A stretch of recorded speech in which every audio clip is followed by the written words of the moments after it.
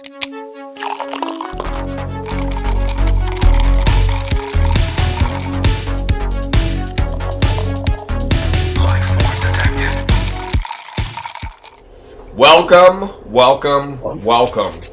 Hello. Hey, so, this drink that we made, Yes. alright, so, I have decided that I am, not going extravagant, and, hey, I got a confession to make for this drink. You like it. It's good. Oh yeah, I mean, it's a mojito. Who doesn't like a fucking mojito? What's your confession then? Okay, brother, I didn't have white rum. Okay, me neither. Okay, so mine looks like straight up duty butt. Yeah. Also, very duty butt for you. Yeah. Mine's just light. Mine's light duty butt. Also, I feel like making this drink was a good indication of or indicative of this movie. We started out with kind of a good premise. Hey, let's make a mojito, and you said, hey, I don't have any fresh mint. I made the effort. I went to the store and they were all sold out of mint. Yeah. So, yeah, I got some pre-made mojito bullshit. I mean, it tastes good enough. And then for the soda water, you want to see Charizard. Oh, so you like this better? Yeah. I do. So you can see Charizard. Been working hard on that little fucker. Well, I don't even have mint. I got peppermint I put in here. Okay. I didn't have from the mint. I thought I had it. Don't have it. So, your soda water. What soda water did you use? So I thought I used this. All right, I thought I drank the last lime yesterday. Yeah. So I used raspberry lime. You ready for this? Oh boy, what do you got? Nojito. Okay. Spindrift Nojito. I saw. I have a Deep Eddy vodka lime canned cocktail. I almost grabbed that, but I was like, nah, I'm gonna keep it. I just figured, like one. No, it's pronounced mojito. Nojito. How you do it? I'll sound like Pierce. Mojito. Oh, you mean Charlie Sheen's body double in that scene? In the mojito scene? With that purple shirt, my dude is rolling out looking like fucking Charlie Sheen, fucking post, HIV. I mean, he just banged his wife last movie, so maybe it's true. Yeah, he's got that fucking Charlie. She rubbed it off on him, So I don't know if you want to rank this shit, but it's a fucking mojito. I mean, hey, if you like mojitos, you like them. If you I like a mojito. Mojitos are good. Does this not? It's March. And I'm sure this. We're probably going to drop this sometime in July, August. Maybe, December. Sure. Whenever we get to it. Yeah. Okay. Yeah. So I already, kind of ruined it a little bit by saying that we're recording March. But does this not bring back memories or make you feel nostalgic for what's to come? Summer. Because right now, we had a couple nice days and then got cold and then right. It's at least sunny. You're ready. Yeah, drinking this, I'm like, remember being in the pool, having a mojito. I think a nice light drink like a daiquiri or a mojito. Hell, even like a gin and tonic. You ever drink Miami Vice on like Carnival Cruise? No. What is it? Really?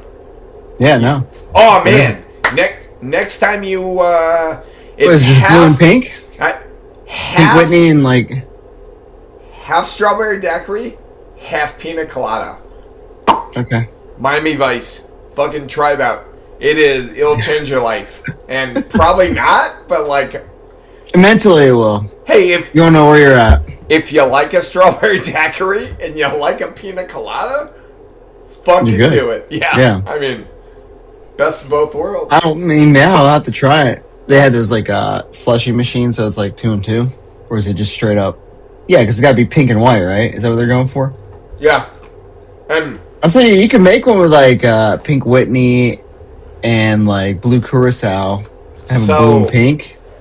I will say it is a little bit of a pain in the ass. I'll usually get them on like Carnival cruises, and then I'll make sure to really tip my bartender well, because that's 2 fucking blenders that you Dude, look at this. just fucking Yeah, trash. I know, and you just trash yourself. Look at this, baby. Is that all your notes? If I'm talking about notes, I think I got a lot of notes on this bad boy. Brother, I wrote a lot of Actually, notes too. I think the only note I have is this. The GOAT. Yep, we're done. Who's the GOAT? Pierce Review's Brosnan? done. Review is over. Oh. Yeah, we can agree on that one. I'm not gonna lie. Alright. I can agree on Pierce. Alright, so if I remember correctly, you told me this was the first movie that you saw in yeah. the movie theaters, right? Okay. First Bond movie. Sorry, first Bond movie. Yeah, I'm pretty sure. Yeah. And Yes. whether it's your first kiss, the first time you finger banged the girl in the movie 300, or your first ex-wife, everyone remembers their first, and they kind of look back on it a little nostalgic. Sure, you know? rose tinted glasses, whatever you want to say. Sure. Yeah, because my first is also a movie that isn't necessarily critically acclaimed, and we'll get to it in a couple movies from now. But I will say, I watched this movie twice because I've been a little biased against it. I just remember hating the shit out of it the last time I saw it. And, I'm sure you do the same thing that I do when we watch these movies. I take a lot of notes. I'll fucking pause it all the time. I pause. I look shit up. I write shit down. And I said, you know what? I want to be fully immersed in this fucking movie to give it its, pure, due diligence. I want to be as unbiased as I can. Sure. I watched the whole movie without taking any notes. So then I went back and had to watch it again. And I will say, I wasn't... I didn't like it the first time, and I actually didn't hate it more the second time. I was pretty indifferent the second time. Okay. So hey, now I will say before you hop in, there are a lot of, I don't want to say a lot. There are some things I really like about this movie. And I did find things in this movie, that, I'm like, you did this really well, and there's probably some things that you hated that maybe I liked. I think there's one thing that I really like, and I think you're probably going to say sucks ass. We'll see when we get there. We'll see. But Make sure you let me know. Oh, I will. But yeah. Well, we're here, dying our day. It's the last Pierce Brosnan movie. What do you have to say for this movie that you've been defending and talking shit on and telling me I'm fucking retarded for hating? I think you're. I didn't say. I said you're sleeping on it. I said give it a chance. I'm saying, all right. What I gotta say quickly to start off, it gets undeserved hate. There are things to not like about it, but I cannot equivocally say that this is in the bottom 5 of Bond films. I do not believe that. There are some horrible Roger Moore movies. There's You Only Live Twice out there. You know what I'm saying? There are just this was an enjoyable movie. If you just kind of how do you say? Put If on I the went into blinders. theaters, sure, yeah. If I went into theaters and I saw this, I wouldn't be like, "Oh my god, that was fucking awful."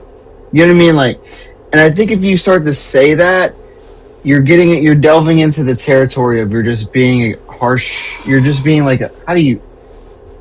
I think it's funny because this came out around the same time, but this really reminds me of the prequels for Star Wars Yeah. and how people were like. People would enjoy it just because of the movie it was, but then you have like the purist fans that are just like, "What? I'm sorry, but this is no episode 5," or like yada yada, and there was like this battle of just like hate between and I bet there's the same shit between Connery and Moore fans and people that just kind of enjoyed the movie Die Another Day for being a movie, but not being a Bond movie. If that makes sense. So we can get into all the nuances. This is not a perfect film. This is not a perfect film. So at all. I thought about it. I think. So one, I do think this movie was kind of a product of its time. Yeah. I think, which inherently is a problem with a lot of the Bond films. I also think it's a problem with a lot of the movies that came out in the early 2000s where, CGI was good enough, so they started heavily using it. And I said, if this movie would have either came out 10 years earlier or about 10 years later, I think it would have been a little better.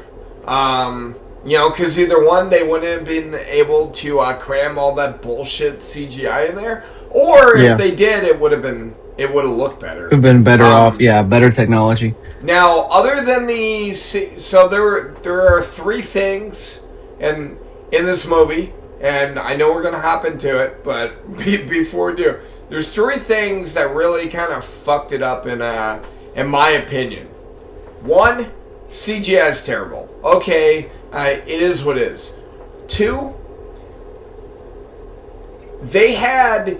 It's one thing to have, like 1 or 2, hey, this is going to be, this will never happen in real life, but, you throw, 1 or 2 things, it got too wacky, They threw way too much shit. Kind of very much like Moonraker. And then 3... How do you say that? Okay. Have you read it? Okay, I'll get into it. No, I haven't. I try not to read, especially when it comes to Bond. The third thing, I'm gonna be real. So, M and Bond have a pretty good rapport in this movie.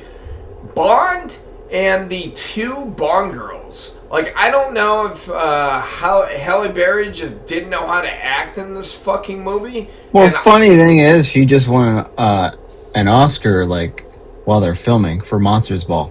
Yeah, but, So I don't know. Halle Berry is a great actress. In this movie, no, I wasn't feeling it. I know. And I wasn't feeling her and Bond's, rapport. And then... we'll get into the other, I don't even know her name, but whoever played Miranda Frost? Yep. Oh, Rosamund Pike? Come on, bro. Rosamund Pike is... No, she's the GOAT. That's why she's the GOAT. She's a babe and she's a baddie, but she is her and Bond, it just... The acting was terrible between the 2 of them, So, it was just... It was some questionable acting, and then, what the fuck? Was this slow motion action scene? Why the fuck did they keep doing that on me? Okay, so so they did that, and they also did fast. Did you notice that? Yes. Like in the car scene, they did this whoosh, to the cars, and then they slow. So apparently, the editor, and this is another product of the times. A lot of those action movies, like Matrix and stuff, were doing this kind of thing. And I guess he thought it was very cool and hip, And I think that's, we know. Like, if you watch any, like, Triple X, like, with Vin Diesel and all that, Right. a lot of that was kind of influenced this movie. And, whoever the editor was just like, I love this shit. You know, and I get that. I thought that was silly. There was a few times, like, the, General Moon, the dad, when he died. Colonel was like Moon. The slow... Colonel was Moon. His dad, yeah. Yeah, General Moon was his dad. Colonel Moon was... Yeah. It was Gustav. So, like, when he shot him and he, like, died slowly and fell down in slow motion, and I was like, what are we doing? So, yeah, so clearly this guy had this... I have in my notes just what the fuck was that scene. But I watched Calvin Dyson's review. My method, you're talking about yours, my method is I watch the movie and I take notes and I slow it down and I take notes, right? And then I take, like, I try to do, like, a day. And then I'll watch Calvin Dyson's review. Okay. And a lot of times he points out things I don't know. You know what I mean? Like, in his, like, his more in-depth, more professional, more, adequate, more in-depth. So if you guys are watching this and you want a real review of it, just go check out Calvin Dyson. You know, that's all I'm saying. But if you want some bullshit, we're here. Also, Calvin Dyson, for some stupid fucking reason, if you're watching us, we would love to collaborate. Like, we have nothing. He left me on red on Instagram, so it's okay. We have nothing to contribute to you, but, like, we would love to hear the words coming out of your mouth. We would. All right. So there was a lot with the editing team and this shit with the slow down, speed up stuff. So I get you there. So yeah. So we'll get into it. We're in it. We're already balls in it. All right. So down of the day, the last Pierce Brosnan, the fourth Pierce Brosnan. Unfortunately, the fourth and last. Unfortunately, I'll say it again. Unfortunately. Okay. The 40th anniversary of the series, the 20th Bond film. Came out in 2002. Remember that. It came out in the millennium. You know what I'm saying? Like, a lot of dumb shit was happening in movies in the millennium. And I think it's product of its time. The director was Lee Tamahori. Okay. Who actually conveniently ended up going on to direct the Triple X sequel. Okay. Which was ass. But, budget of 142. All right. You want to guess the box office? Okay, before we get there, what was the budget from the last one? Do you have that? 135. Okay. So pretty on par. Surprising. Right. And the last one made what, like 310? 361.7. Alright, and they've all been going up at this point, right? Yeah, at this point. In my heart, this probably went up a little bit, but, like, in my soul, I feel like it should have grossed $7. I'm gonna say 315. 432. Motherfucker! The highest grossing film to date. Holy shit! What? I want you to look up after this. I want you to find reviews when it came out, and a lot of people were very, very positive. But we can get into it when we do the Casino Royale one next. You know what this reminds why they did this switch, right? But, like, you know what this reminds me of? You dabble a little bit in The Legend of Zelda, right? Mm-hmm. This movie very much reminds me of Skyward Sword. So when it came out, it reviewed well. Everyone had positive things to say. A couple years went down the road, and people really picked out, kind of the flaws and the cracks of the game. Hey, it's super fucking linear. You're just backtracking, that kind of thing. Yeah, but was that after another game came out? No, it was still within the realm. So it came out in like 2011. And by like to me, yeah. And by like with 2013, this situation, people were like, "Hey, so it initially reviewed well, but I'm not feeling it." To the point that Nintendo changed their fucking process, and they're like, "We're gonna go a complete different fucking route." And they gave us arguably one of the best Zelda games ever created in life, So, Breath of the Wild. well, the funny thing is, the thing is, what's funny to me is, I think, this is me seeing this in theaters, and I was 14. Yeah. Right? Prepubescent, just got some hair on my balls a little bit, right? I'd say you were pubescent at 14, brother. I don't know. I was a short man. I was a short man. No, I know, but you know what I'm saying. I was there. Puberty hit. Yeah. So like it's impressionable, yes. But I guess my point is like I'm seeing this in theaters, and it's like a raucous affair, and I think it's like it's awesome, right? I'm like, man, like Halle Berry's a fucking babe, like she's like the hottest chick in the world at the time, and I'm like, damn, and then she comes out in the bikini, and I'm like, let's go. And I don't really think about the acting and all that shit, obviously. I'm just looking at Halle Berry, and then Rosamund Pike's a babe too. And I'm like, I'm like, my boy Pierce, who's been my dude since my entire childhood. And I'm like, let's go. And so I think it's a more bombastic, more fun Bond, and I think we could get into this as the Craig era goes on. But their decision to recalibrate the series, like you're saying, I think makes this movie look worse than it is in hindsight. Because at the time, this is what Bond was. Bond movies were this. Maybe a little extreme in this exact film, but it was this kind of shit, right? But now when you look back and you watch Spectre, you watch Skyfall, and you look back and you're like, what the hell is this? You know what I mean? Like, so like it's such a night and day thing, but that's just because you know what comes after. But if this was working, they would have came out, like they would have continued. But it was working.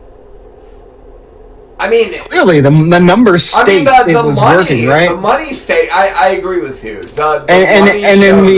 And then we talk about how back in the Moore era they were making money and they just kept doing the same shit over and over again. So I don't know.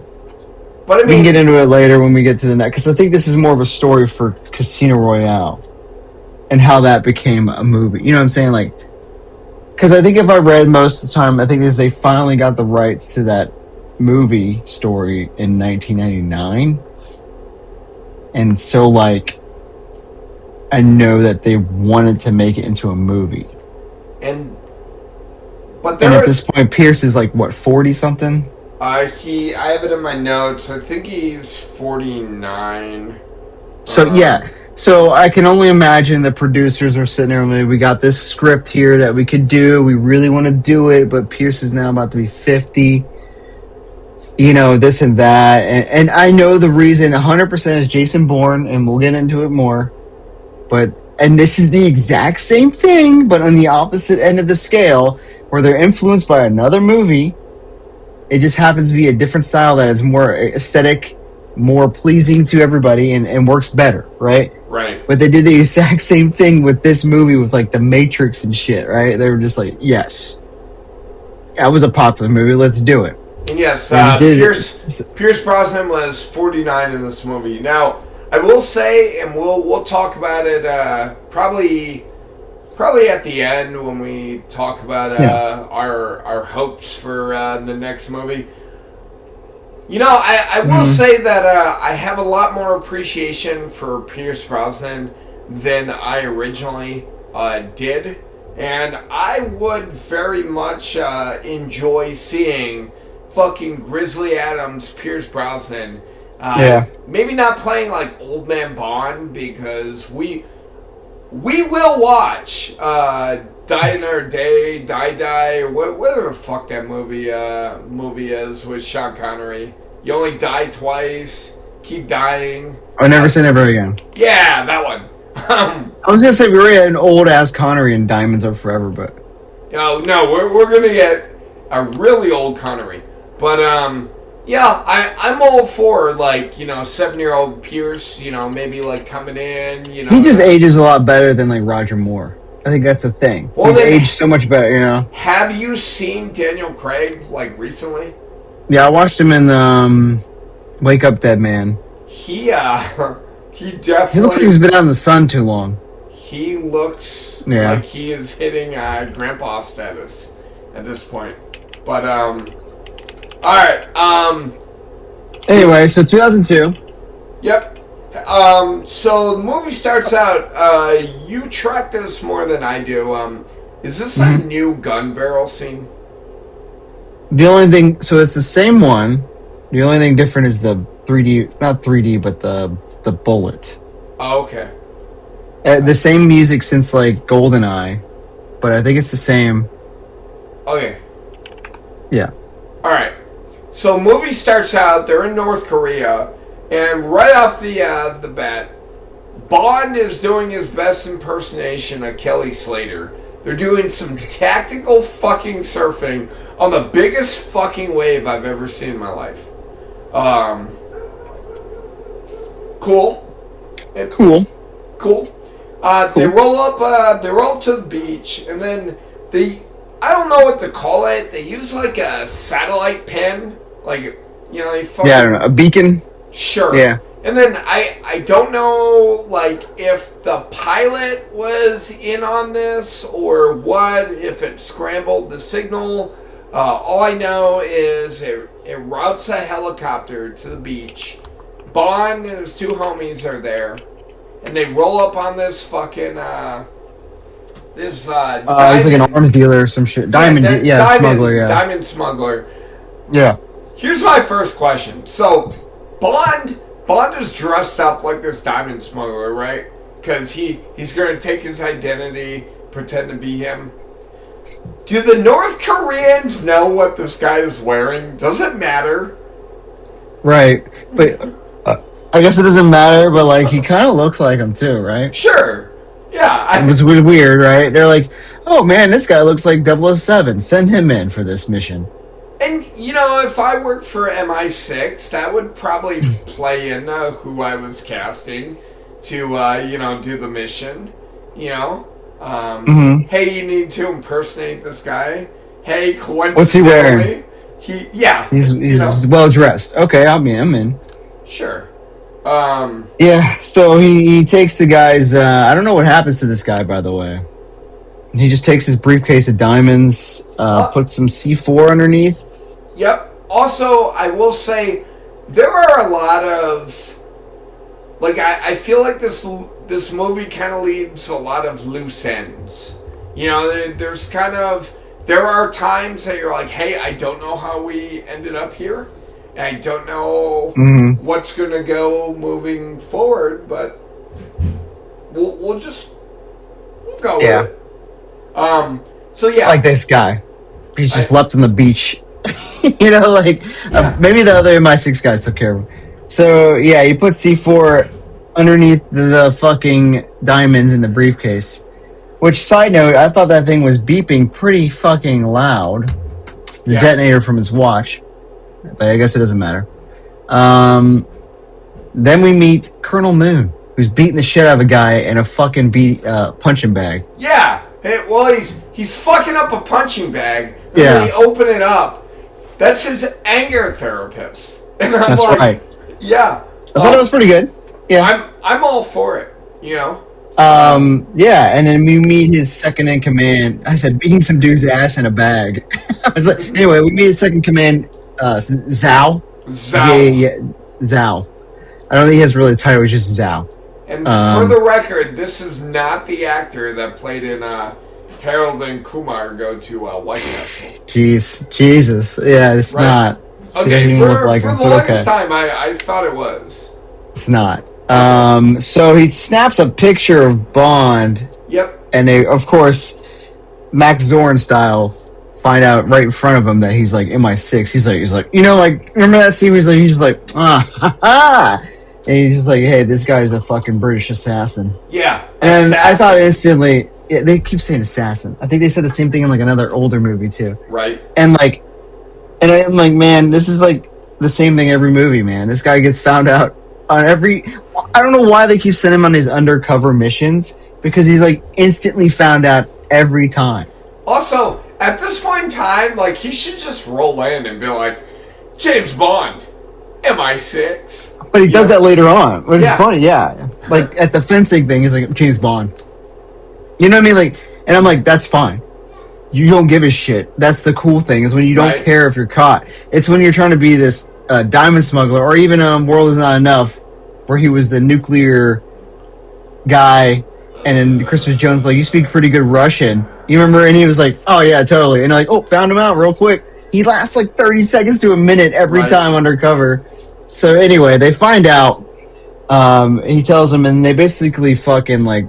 Well, I guess right before that, he shows them these hovercrafts. And he's like, yeah, these are cool, right? These are dope. Yeah, because Bond has all these fucking diamonds, so he's trading for weapons. They're conflict diamonds. You know, yeah, blood diamonds. All for it. You know, and he's trying to trade. Karis wearing a blood diamond right now? What?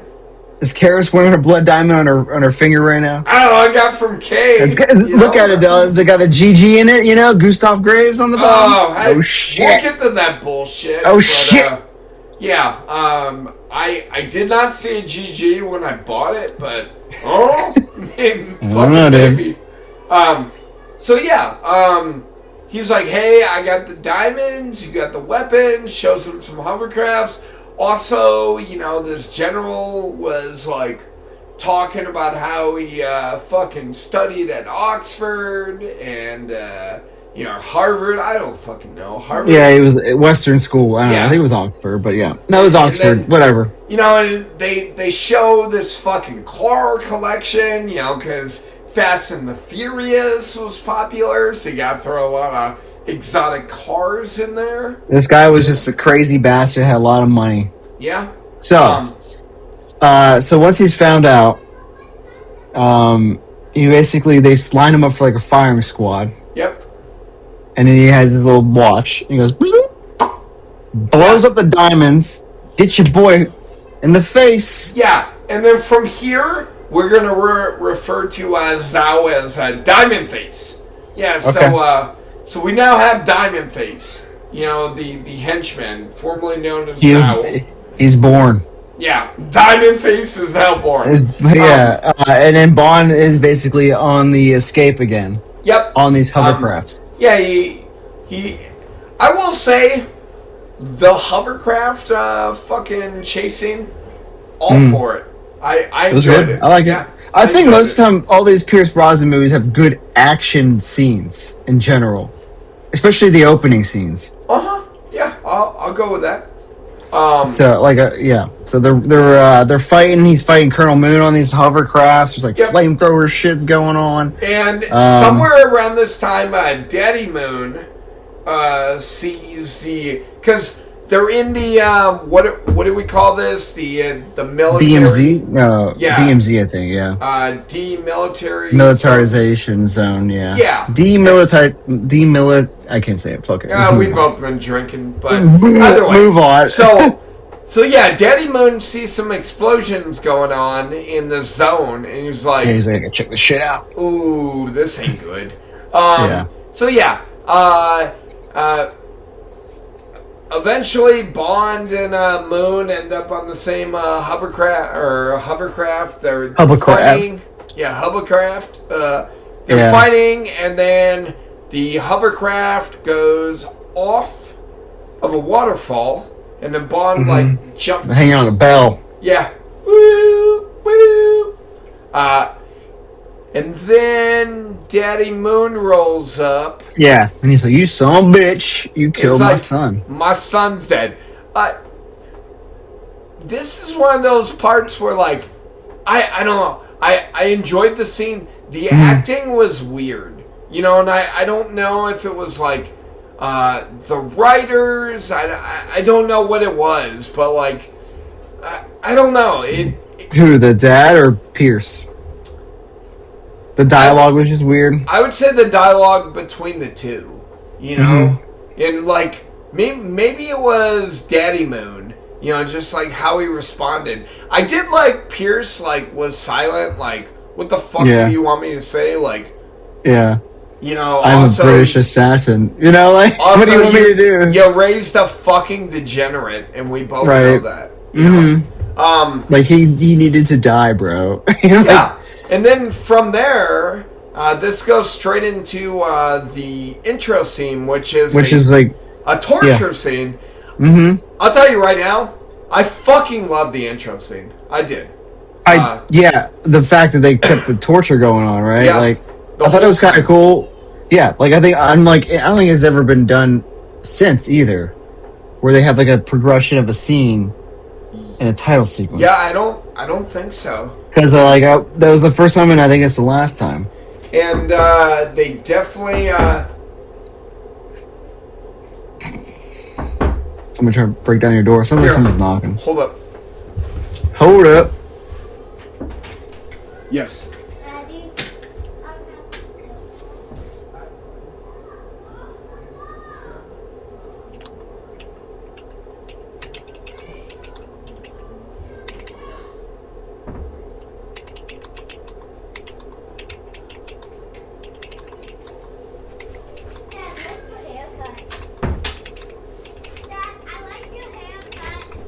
Thank you.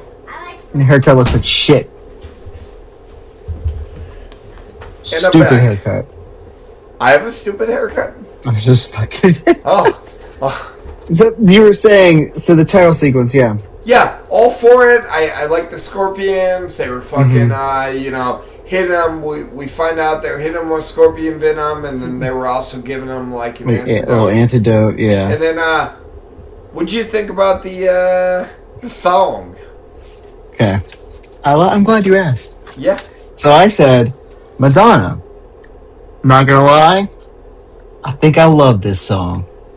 Guilty pleasure, it's a bop. This is where I thought we were going to differ. I still have it in my head. You know, I love this song. No. I do. I was like, I've always liked it, but then when I heard it again, I was like, man, damn, you know what? This shit is good. I was like, yeah. That Millennium, fucking kind of like techno, disco, techno pop, yeah. Yeah, and then basically, essentially coming off of The World Is Not Enough, and I kind of let down with Garbage and their song, and then Sheryl Crow, and I was like, yeah, this might be the best Pierce's intro music, I'm not gonna lie. And it gets so much hate online. Really? I think it just gets hate because it's Madonna. Oh. And like, it doesn't fit Bond. And I'm like, I'm trying to think that, like, I mean, dude, what is a Bond song anyway? You know what I mean? Like, is Adele really a Bond? Right. You have Adele and you have Chris Cornell, and then you have Duran Duran. You know what I'm saying? Like, are you gonna shit on Wings? Fucking Adele song? Like, but I'm saying we got Wings. Yeah. You know, I'm like, there's like this range of everything. So is it not a Bond? It's got the title in it. I'm sorry. Did we have Aretha Franklin? No, we didn't. We had Tony Braxton or whatever. Gladys Knight. Yeah. Yeah. We're all like, the range is everybody. That's what I'm getting at. But like, I thought the song, it's a bop, and it also makes you feel like, in a weird way, like that, like Bond is like in some shit. Yeah. You know what I'm saying? Like, you got this, like, he's like getting fucked up, and like, okay. I was surprised. I said, guilty pleasure, it's a bop. I fucking love this song. I said, I cranked up my volume. I was like, yeah, let's go. I think I'll die another day. Good talk. Yeah, there you go. Yeah, so then we finish up the intro, and 14 months has elapsed, and now my odd dude, amount of time, but okay. My dude Pierce is looking like the Geico fucking, caveman. He's looking like Castaway, like fucking Tom Hanks, fucking Wilson, you know. But I'll say, he pulls it off pretty good. Yeah. You're a dirty ass man. Yeah. So fucking Daddy Moon rolls up, and he's like, "Hey, I don't agree with what they're doing with you, but like, meh." And they tells the concierge. Yeah. They take. How many times do you think he tried to bang that chick while he was getting stung with scorpions? Hey, you want to fuck? She's like beating him. He's like, hey, what do you think about tonight? Huh? He's like, I can't stop. Hey, you're kind of hot. What's up? Oh, yeah. While you're waterboard, how about I get some? And for the record, I'm a little How about I sting you with my right stinger? now. Yeah, why don't I sting you with my stinger real quick? And I was like, I feel like he did at some point. I was like, maybe I can flirt my way out of this, like. Yeah, so I guess, so you take him outside, they line him up. It's very insinuated. Also, I will say that at this point, General Moon does mention that there was an ally in the West that his son had. Yeah. There was a little drop of like, something happened. That's why you were caught. That's all. Yeah, and then he's trying to ask Bond like who this guy was. Yeah, who's your ally in the West or whatever, And Bond's like, whoever betrayed me is who... It's the same, same person that your son was dealing with. Yeah. And, so... at this point in time, Daddy Moon's like, out of my fucking hands, and you hear all the guns cock, and they're like, fucking walk, and Bond's like, alright, guess I'm gonna die. This is it, boys. Yep. I will say Pierce does look pretty like, fuck, like... Yeah. Yeah, good acting chops on Pierce. Piercey boy. At least somebody had him in this movie. Yeah, that's what I'm saying. Somebody has to put the back team on the back, Yeah. Somebody's had to Greg Jennings that shit. Yeah. So so they're walking through. He's walking. It's foggy, and then you hear someone on a loudspeaker. Keep walking. Keep moving. And then Bond and Diamond Face. Diamond Face. You broke your own rule, bro. Yeah, Diamond Face. Bond and Diamond Face make eye contact as they fucking walk. Zao! And I had questions at this point of why Diamond Face was in the custody of somebody not the Koreans. But then it was explained to me later. I think it's seen her too later, honestly. I think Mr. Chang. No, M does. Okay. One of them says that he got picked up.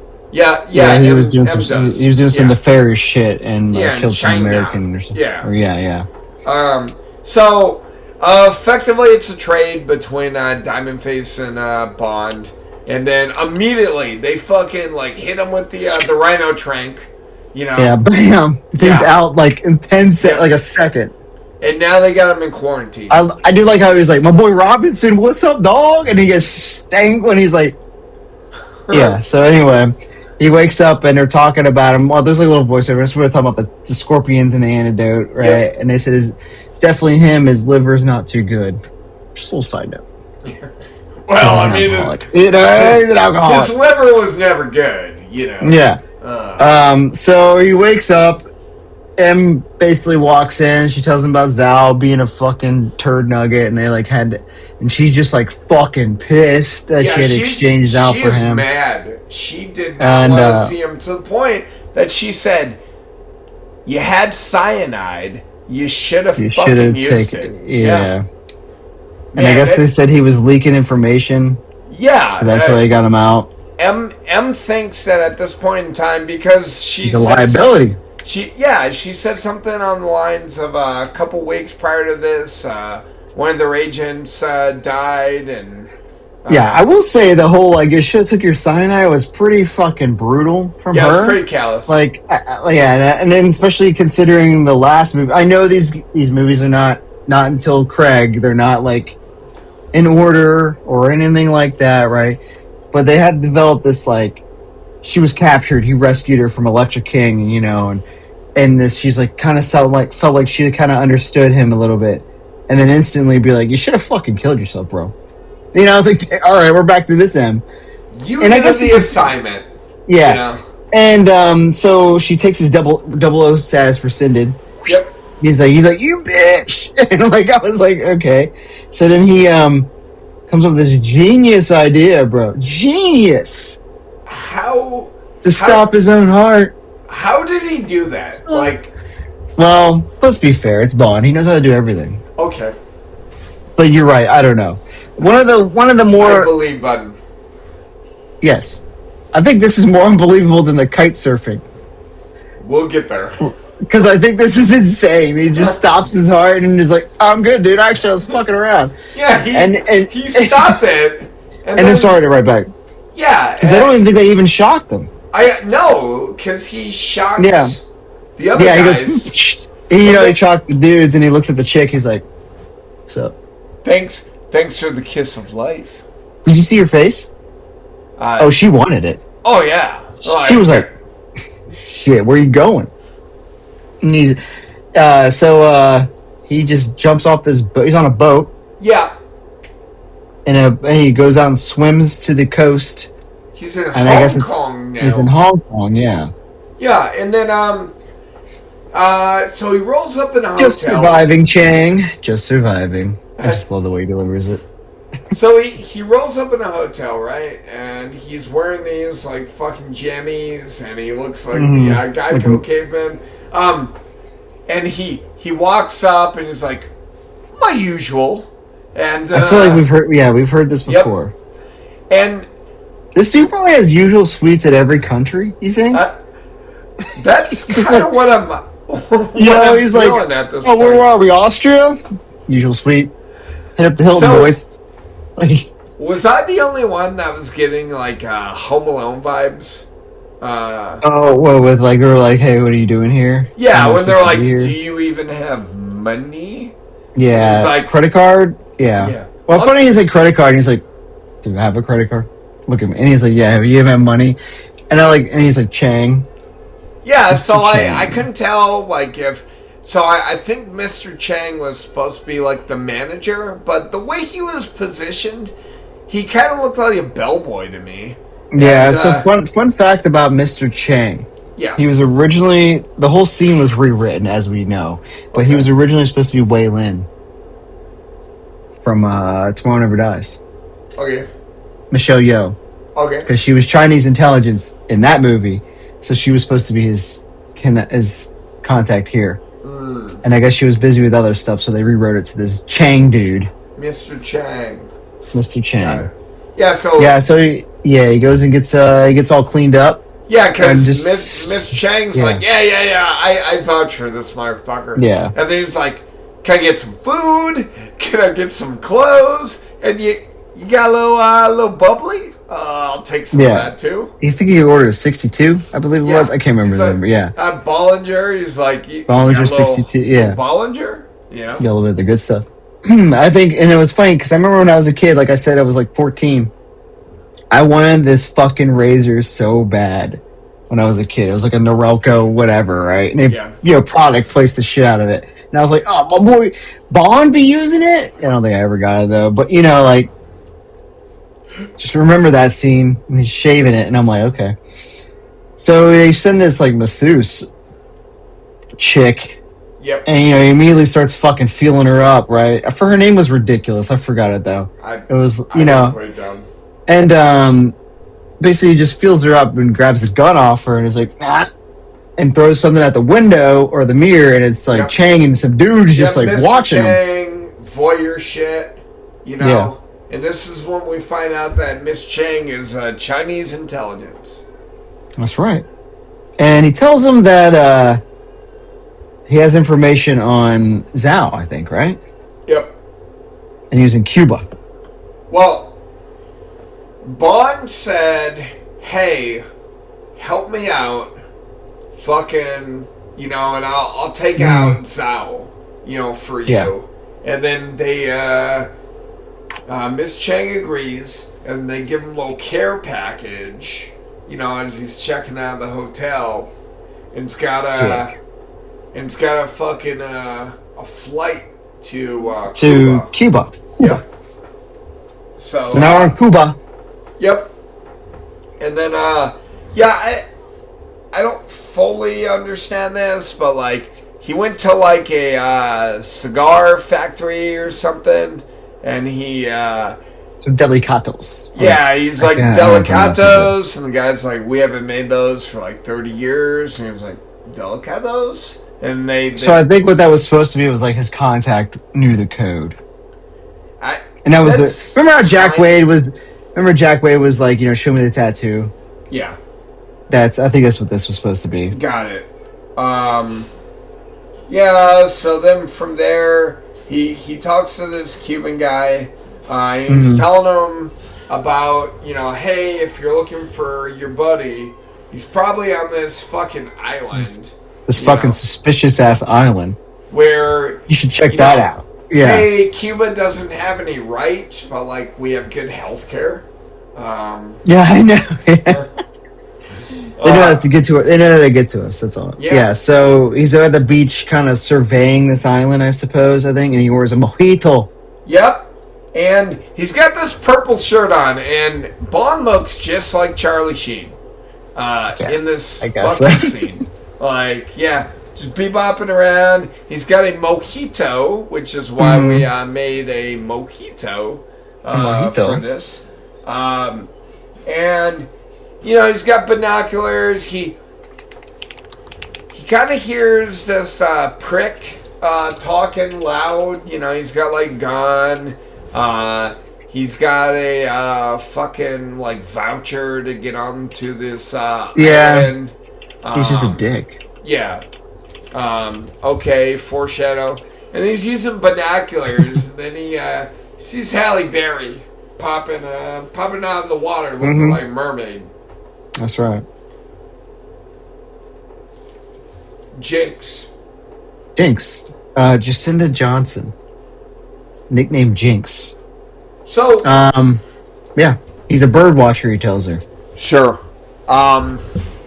It was a really weird like interaction between the two of them. And then it turns. So the only thing I can explain about the weirdness is that they were both. It just reminds me when two spies would bang in the older movies, and they almost knew they just needed to do it to get info on the other, but they weren't really good at flirting. If that makes sense. Like I feel like Jinx was like, I need to get this guy's suspicious. I need to basically fuck him and get some information. But then again, she never really did. They didn't really know that the other one was an agent. They were really weird about it, and then they had some... I don't blame Pierce, man. The man's been tortured for 14 fucking months. He doesn't know how to flirt with women anymore. He's got to get his dick wet. And, he's just like, oh, man. Anyway, so they bang. One bang. Yep, one bang. It was weird. I said, what did I say here? Jinx bang, long-lasting scene? Question mark? Yeah. Weirdly? Softcore? Yeah. Interesting, huh? Yeah, so they're up all night fucking banging. Banging. Probably smells like fucking Chinese fucking karate dojo or whatever in that fucking room. And Bomb wakes up the next day, and she gone. And then, he looks out and he sees that she's getting on a boat, going to this island. Cool. So then Bond fucking rolls into room 42. Cause, he's like, Yep. Because that was the room of the arrogant asshole. And he just walks in and he's like, hola. And, it's funny. Yeah, just punches guy in the face. Well, he's like, I got your wheelchair. And he's like, I don't need that. He's like, you sure? And he just punches him. I was like, that's effective. So, yeah, you do now, he said. Yep. And then he goes over to the island with the dude. Because he's like... kind of goes into the hallway. And I said, he just launches this dude into the wall. And I was like, yo... I liked it. Simple and effective.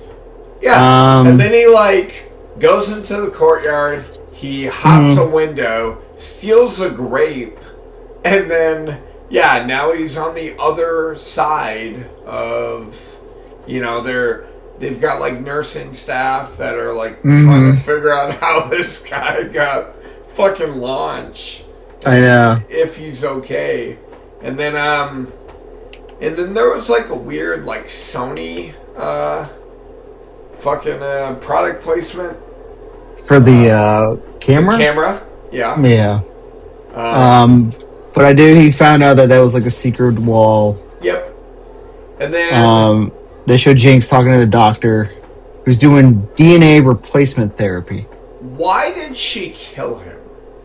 I said the same. Okay, I said, did she get any information before just shooting that motherfucker? I was like, because she just was like, that's cool.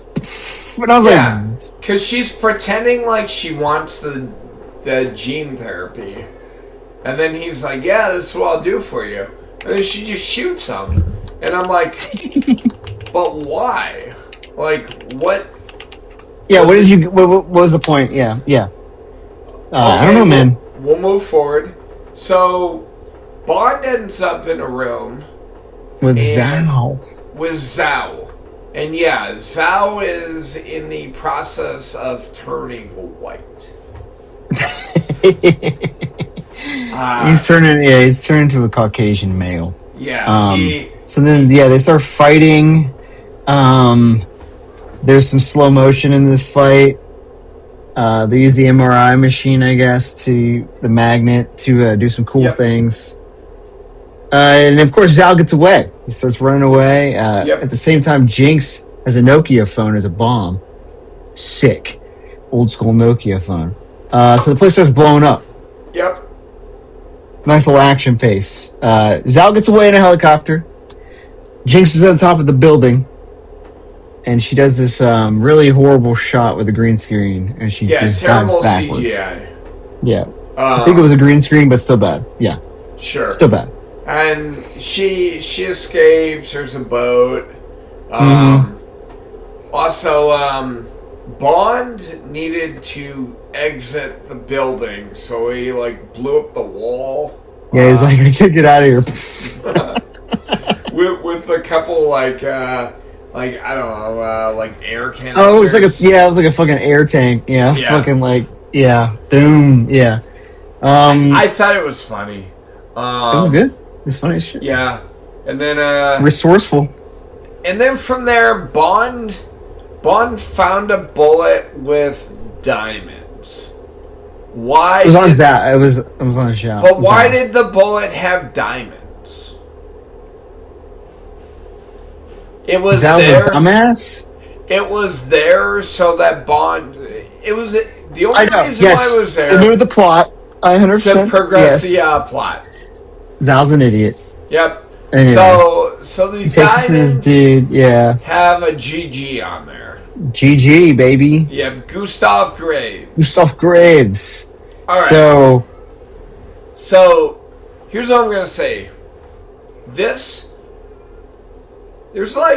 three kind of parts of this movie. Okay. Yeah. This is the end of part one. Okay. For the record, I was entertained. I enjoyed part one. Mm-hmm. Part 2 and 3 is just where we just start going off the fucking rails. But part 1 was good. Up until this point, okay.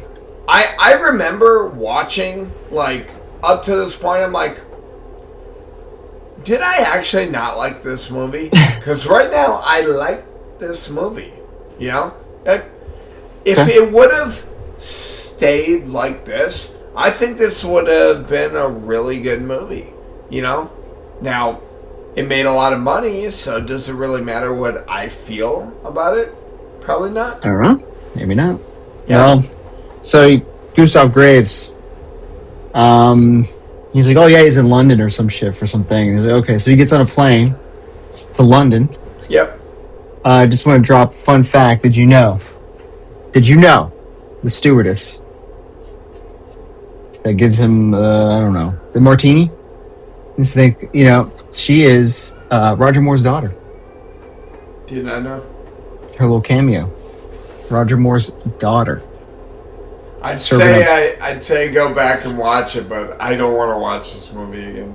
Oh, come on. But anyway, yeah, so she's I guess there's a lot more of this scene, but they cut it all out. So anyway, that was cool, I thought. So then they go to home to parachuting down, Sure. And then to Parliament, basically. Yeah, and then it's to meet the Queen. It's like a press. Hold on. Please stop knocking. What's up? I'm gonna keep the chicken here. Okay. Hey. Envelope.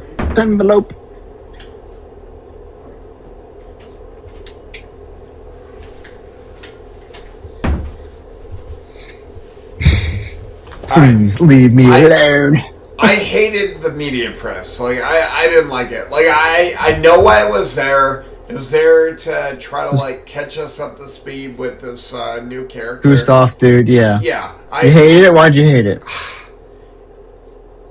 It was so I don't know. It was annoying. You know, and they're just like, hey, is it true you do this and you do that and you don't sleep? You're so awesome. Yeah.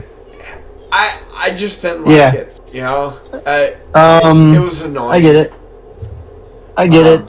The Gustav Graves is a very slimy villain, annoying villain, but you know they mostly are.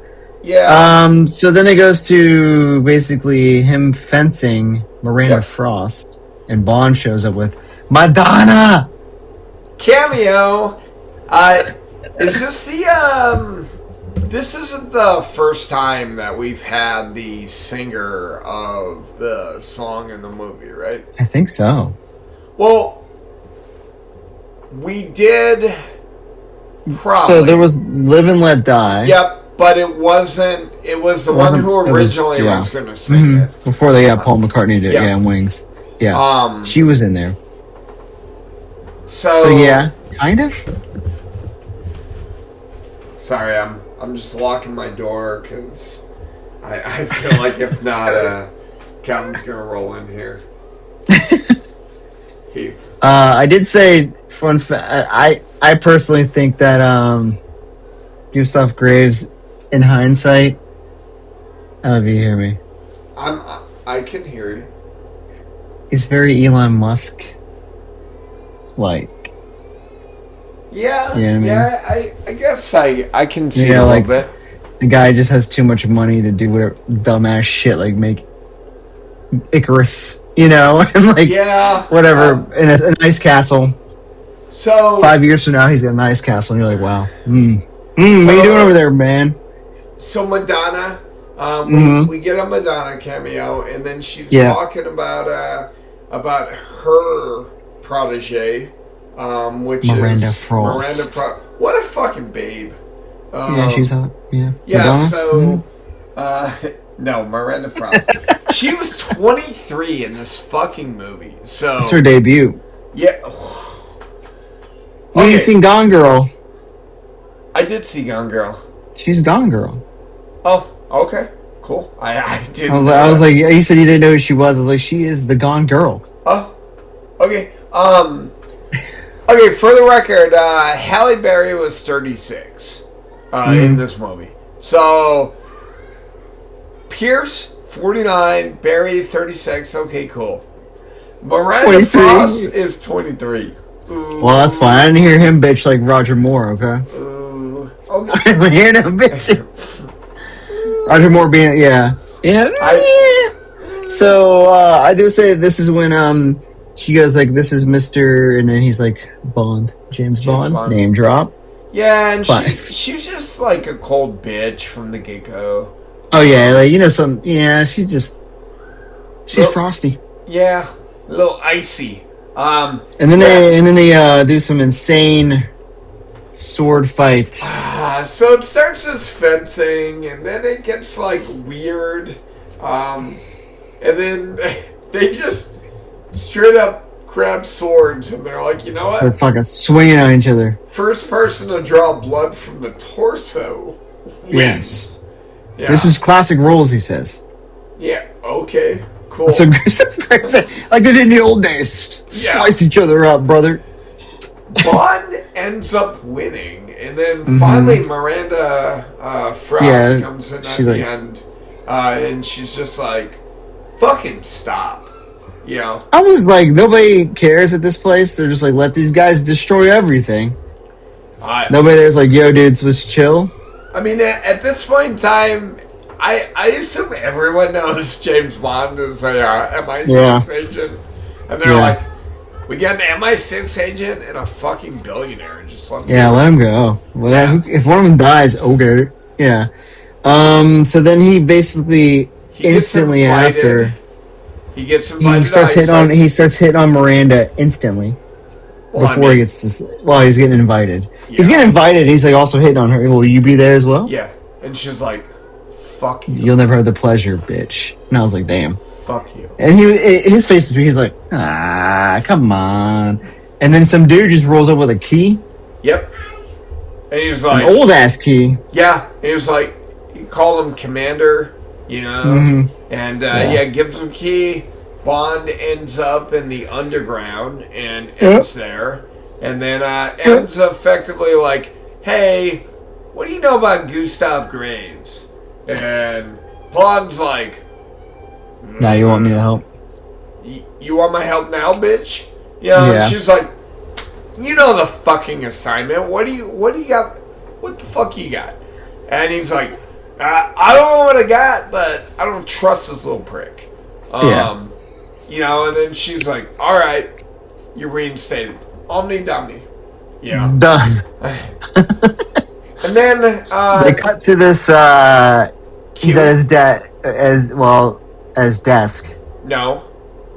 Yeah. It was Q. Because when it stops, he's with Q. Because it starts with the virtual mission. Oh, you're probably right. Because he's at his desk cleaning his gun, and then he hears some gunshots.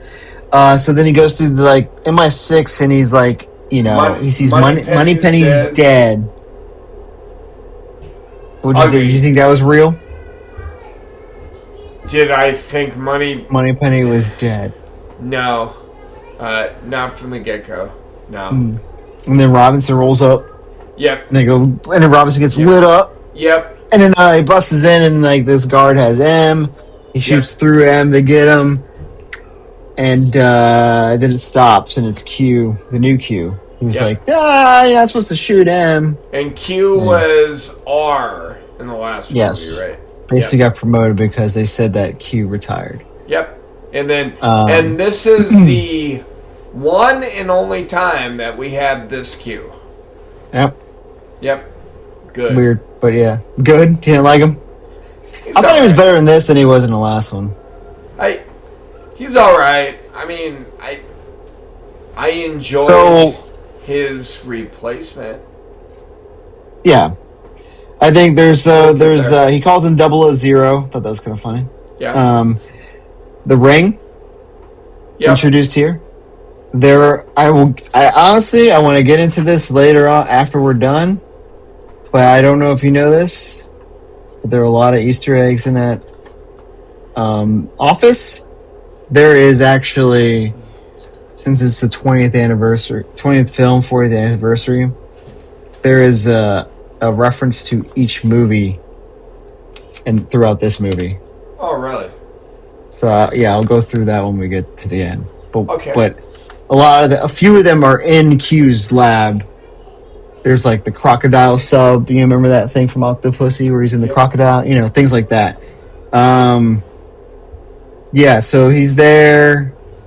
The Aston Martin vanish. No. Come on, man. Besides it being this invisible, it was a sick car. Okay, the car itself was fucking dope. Invisible car? No. Hey, we had a submarine car. No, this is fine. Somehow the submarine car is more believable. You guys are wild. No, I hate it. I did he was you can shoot through this manual in a few hours. And he throws it up, and he's like, only took a few seconds, Q. I laughed. Yeah. I think honestly, out of all the Bonds, and this includes Craig because we know how Q is there.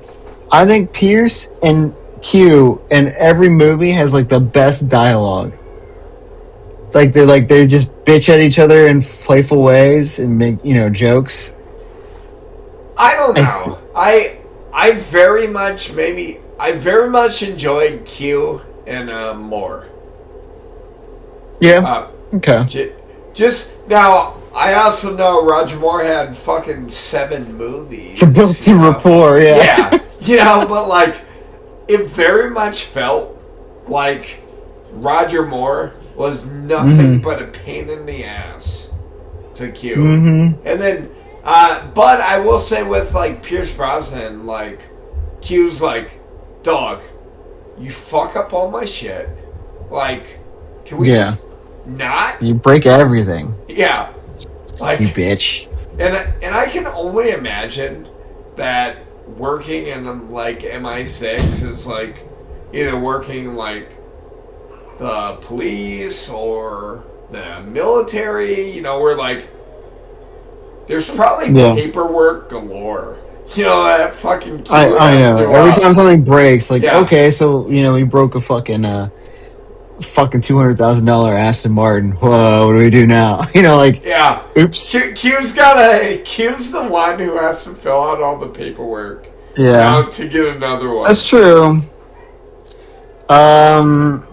So, quick thing. This sucks, but I probably have to get off in about 10-ish minutes. Sure. So, somebody's coughing up, motherfucker. So, like, we could do a little bit more and then, like, kind of just stop and then pick up, like, maybe tomorrow morning. Sure. And then, like, you know, because the other half, because we can go to, or we can stop now. Whatever you want to do, brother. Well, so, there's a few more things and then we can stop. We'll stop at the Ice Palace. Because it feels like the next last part of the movie, I feel like.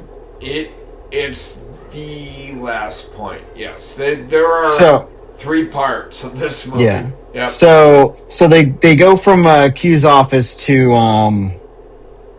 M talking to Miranda. Because she's in MI6! Ooh. Revealed! She's like a cryptologist or something for MI6. This was a weird dialogue, you know, like her, M talking to her, and she's like, I notice you've never fucked any of the, any of the, 00 agents. Yeah. You know? Good on you. Yeah. Oh, yeah. Yeah, I wouldn't reveal that to you, M. Just gonna say, boss lady. I thought it was funny. I thought it was funny that, fuck, I was gonna say. Would it, damn it. Oh, yeah. I thought it was funny considering, like, a couple movies ago where she was like, hey, you need to go bang Elliot Carver's wife. Pump her for information. And now she's like, I see you don't bang double O's. I guess I can use you. And I'm like, what? Or, like, why didn't we think about this last movie when the doctor was checking him out? You know, like, to release him, and they're like, oh, what's her face? She fucks him all the time. She's gonna clear him medically to get back in the mission. Right. And should be like, I see, the doctor. I see you haven't fucked any of, the double O's. Congratulations. But, Would you like to? Like, well, you know what? You haven't yet, but we're gonna do you a favor. We're gonna set you up on a mission with James Bond. We're gonna knock this out of the park. You're gonna be able to bang one real quick. Yeah, it's your rite of passage. It's a weird scene. The one thing that was interesting about it, the dialogue was. Now I don't know if they really thought about this, but she says he's a blunt instrument. That's what Miranda Frost says. Does that sound familiar to you? No. Okay, so it happens in the next movie when Emma's talking to James in Casino Royale, and she says, you're a blunt instrument. And it's like, only 2 fucking times that goddamn statement has been said about James Bond. And I just find it weird. This movie is referring to movies in the future, Mike. That's how good this thing is. It's predicting the future, man. Or the writers are the same writers. Or Casino Royale was having a little continuity, but I just thought it was a nice little fun tidbit there.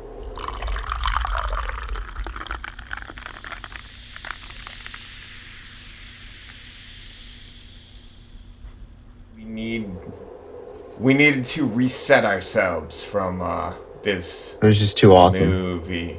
Sure, yeah. All right, so Oh yeah. Anyway, now I built this. What do you think? That is pretty fucking 90s. That's pretty dope. Yeah. Looks It's like the cup. Yeah, it looks like 1995. It matches my Barney mouse. had a fuck child. I'm all for it, brother. I know. Yeah. So we took a little break. We don't really have to. We could just. Yeah, we're back. Don't worry. All right. We didn't forget So about now it. we're getting into the third act of the movie, Yeah. which is where just So we're basically. fuck, man. So we're heading to the Ice Palace. That's pretty In much. Iceland. It's Yep. in Iceland, yes, not Greenland. Nope. The ice. Nope. Yeah. So. No. Okay. What'd you think about the hotel that was made out of Ice? I thought it was Yeah. fucking dope. All right. Did you think it was dope? You didn't think it was dope. No. Why not? It looked pretty cool. Okay. Was it not cool? As far as cool goes, sure. Logistically, so what? Everyone's just gonna fucking like you can't get comfortable in a fucking ice palace. You know, it's made out of ice. You can't turn the temperature up. You know, like. You just, Yeah. Well, what are you talking about? It's a thing. Did you know that? No, I've never been there. Let me show you something. These pictures are. This is in Norway. You ready for this? Okay. Yep. Oh man, where's my? This is. Trying to get this little thing here. Okay. This screen will not. There you go. Screen.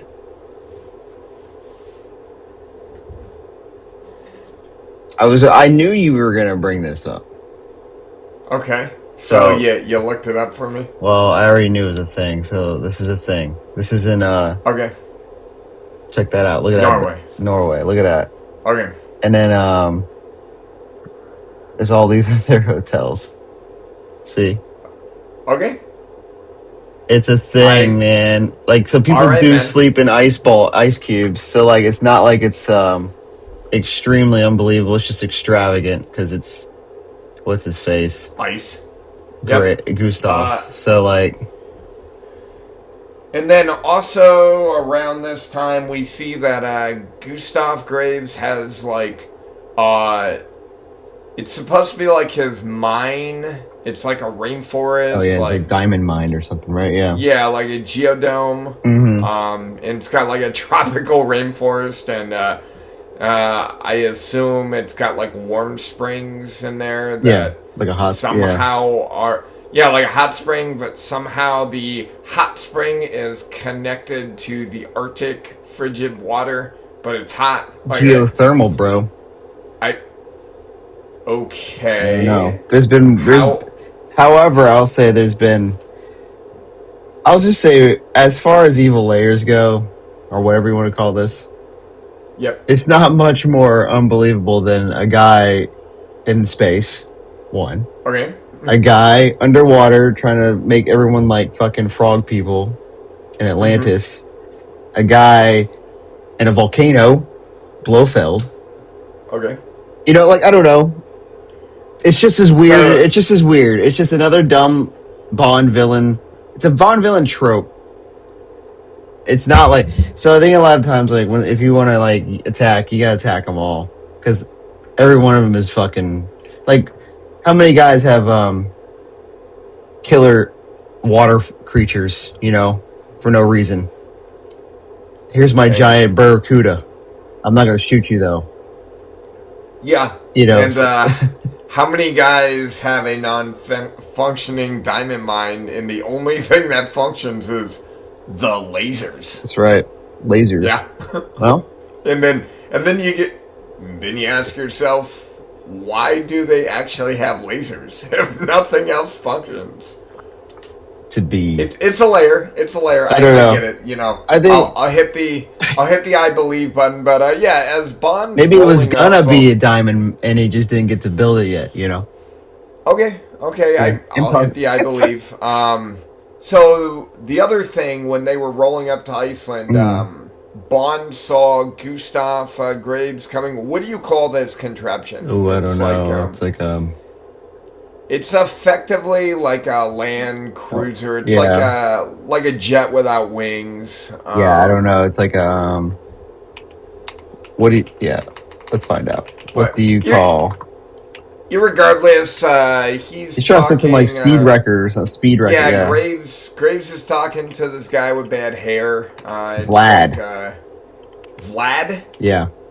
Okay, he's talking to Vlad, and yeah, Vlad's like sucking him off, talking about. He reminds me of that guy in Tomorrow Never Dies, like the random one with the toupee.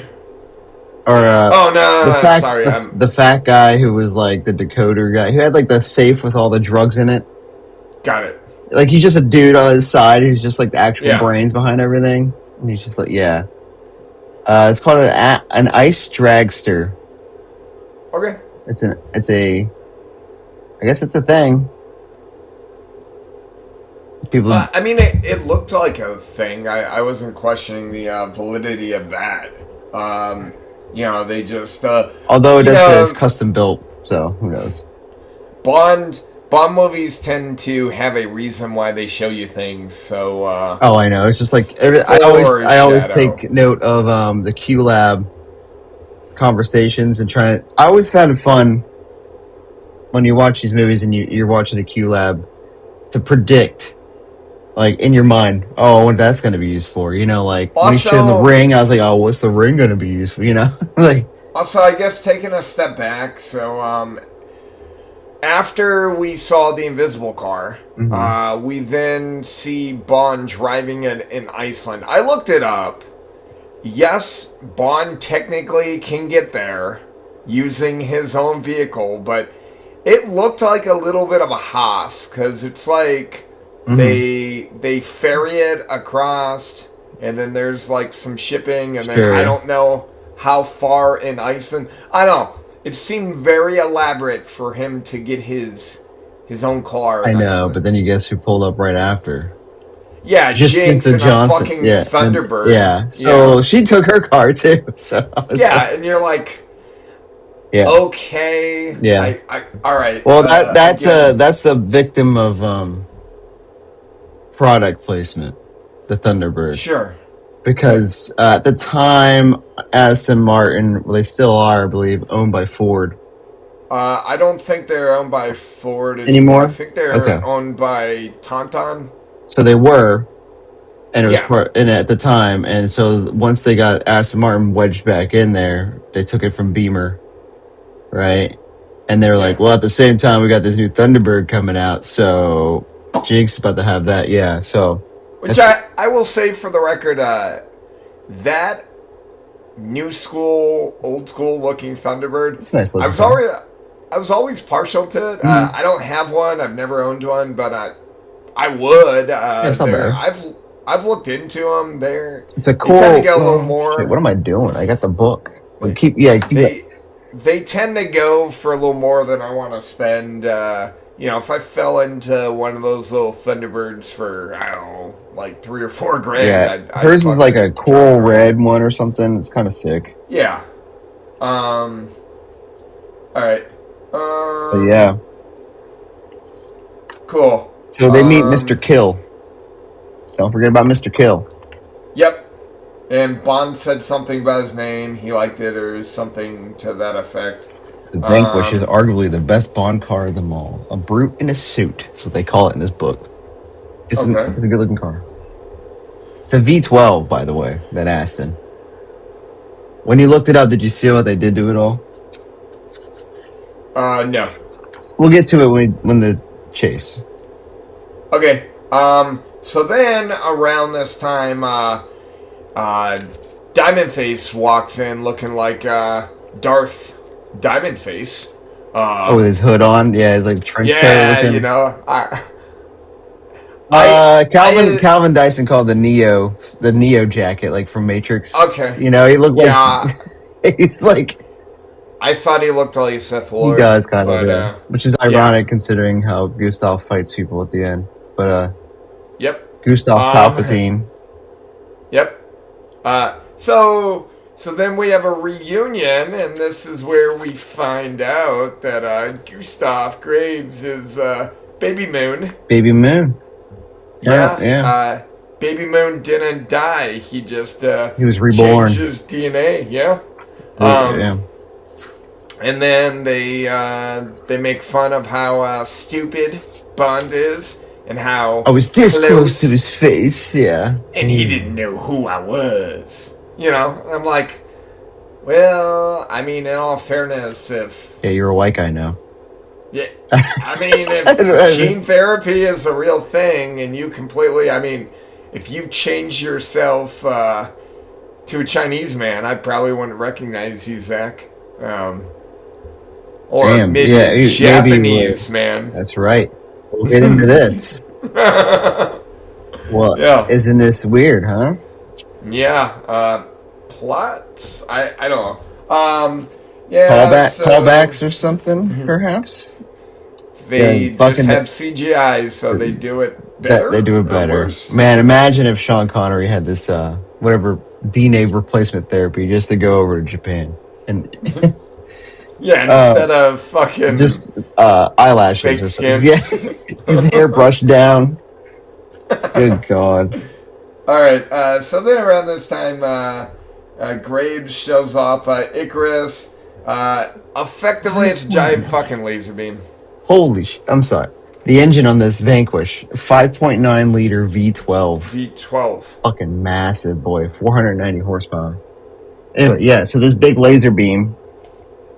Oh, did you talk about the Dream Machine yet, though? Because he wakes him up. He wakes him up and they meet, right? And he's like, what is this? And he's like, well, I don't sleep.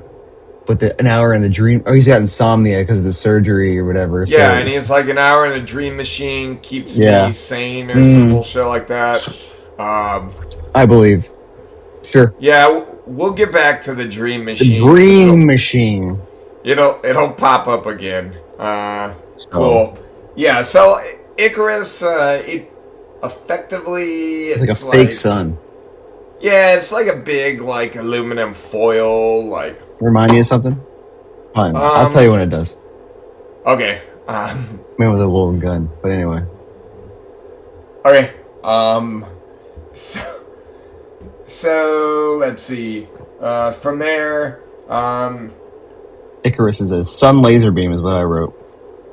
And at the same time, while they're doing this introduction, Vlad shows him this, like, fucking Nintendo Power Glove looking thing. Yeah, I got that in my note. Yeah. I said, Icarus, giant fucking laser beam, get the fuck out of here. And then I said, Graves is given the electric glove. And then, yeah, around that time, Bond is gonna fuck around with some valves, just shut some shit. Yeah. And, increase the pressure in the fake diamond mine. Right. Okay, cool. And Frost is gonna be around the area, so they're like looking for Bond. Mr. Kill's out there, and then hey, it doesn't matter if they saw Bond or not. Bond and Frost are just gonna make out, and then it's gonna be like, oh yeah, it's okay. They're just out here smooching. And the ice cold Yep, they're just smooching. Put your back into it, Frost. Yeah. Okay. What? This is a really dumb, like, so we're gonna get to second bang. Is this dumb?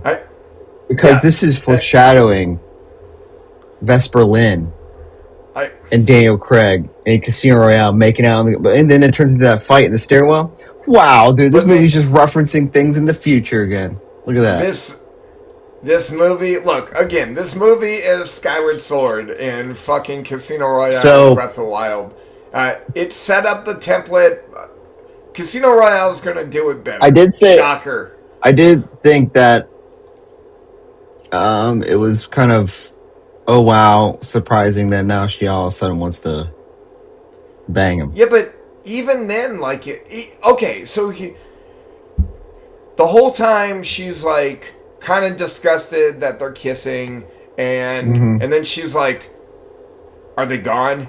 And Bond's like, Oh, they "They've been left gone that. for Yeah. ages," you know. And she's like all freaked out, right? And she's like, "Ugh, get the fuck off me." Cool. And then Bond's like, "Hey, we need to have the illusion, so let's come back to my room, and we have to have the illusion that we banged all right." So I need to smell like your badge. Well, okay. I mean, he was like, And then, he's like, I they need it. just start getting naked, right? Okay. Yeah.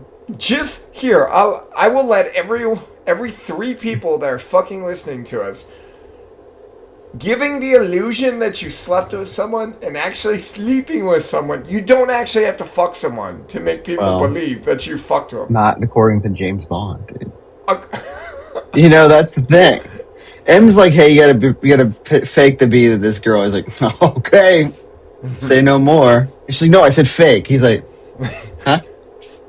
What? Yeah, but okay, what I'm saying I agree. is, I agree. Like, Bond is all for banging women that hate him, women that love him. Bond doesn't care. Fucking Miranda Frost. I keep wanna say call her Miranda Frost. Tate because I watched Batman the other Yeah, day yeah. for funsies. Frost.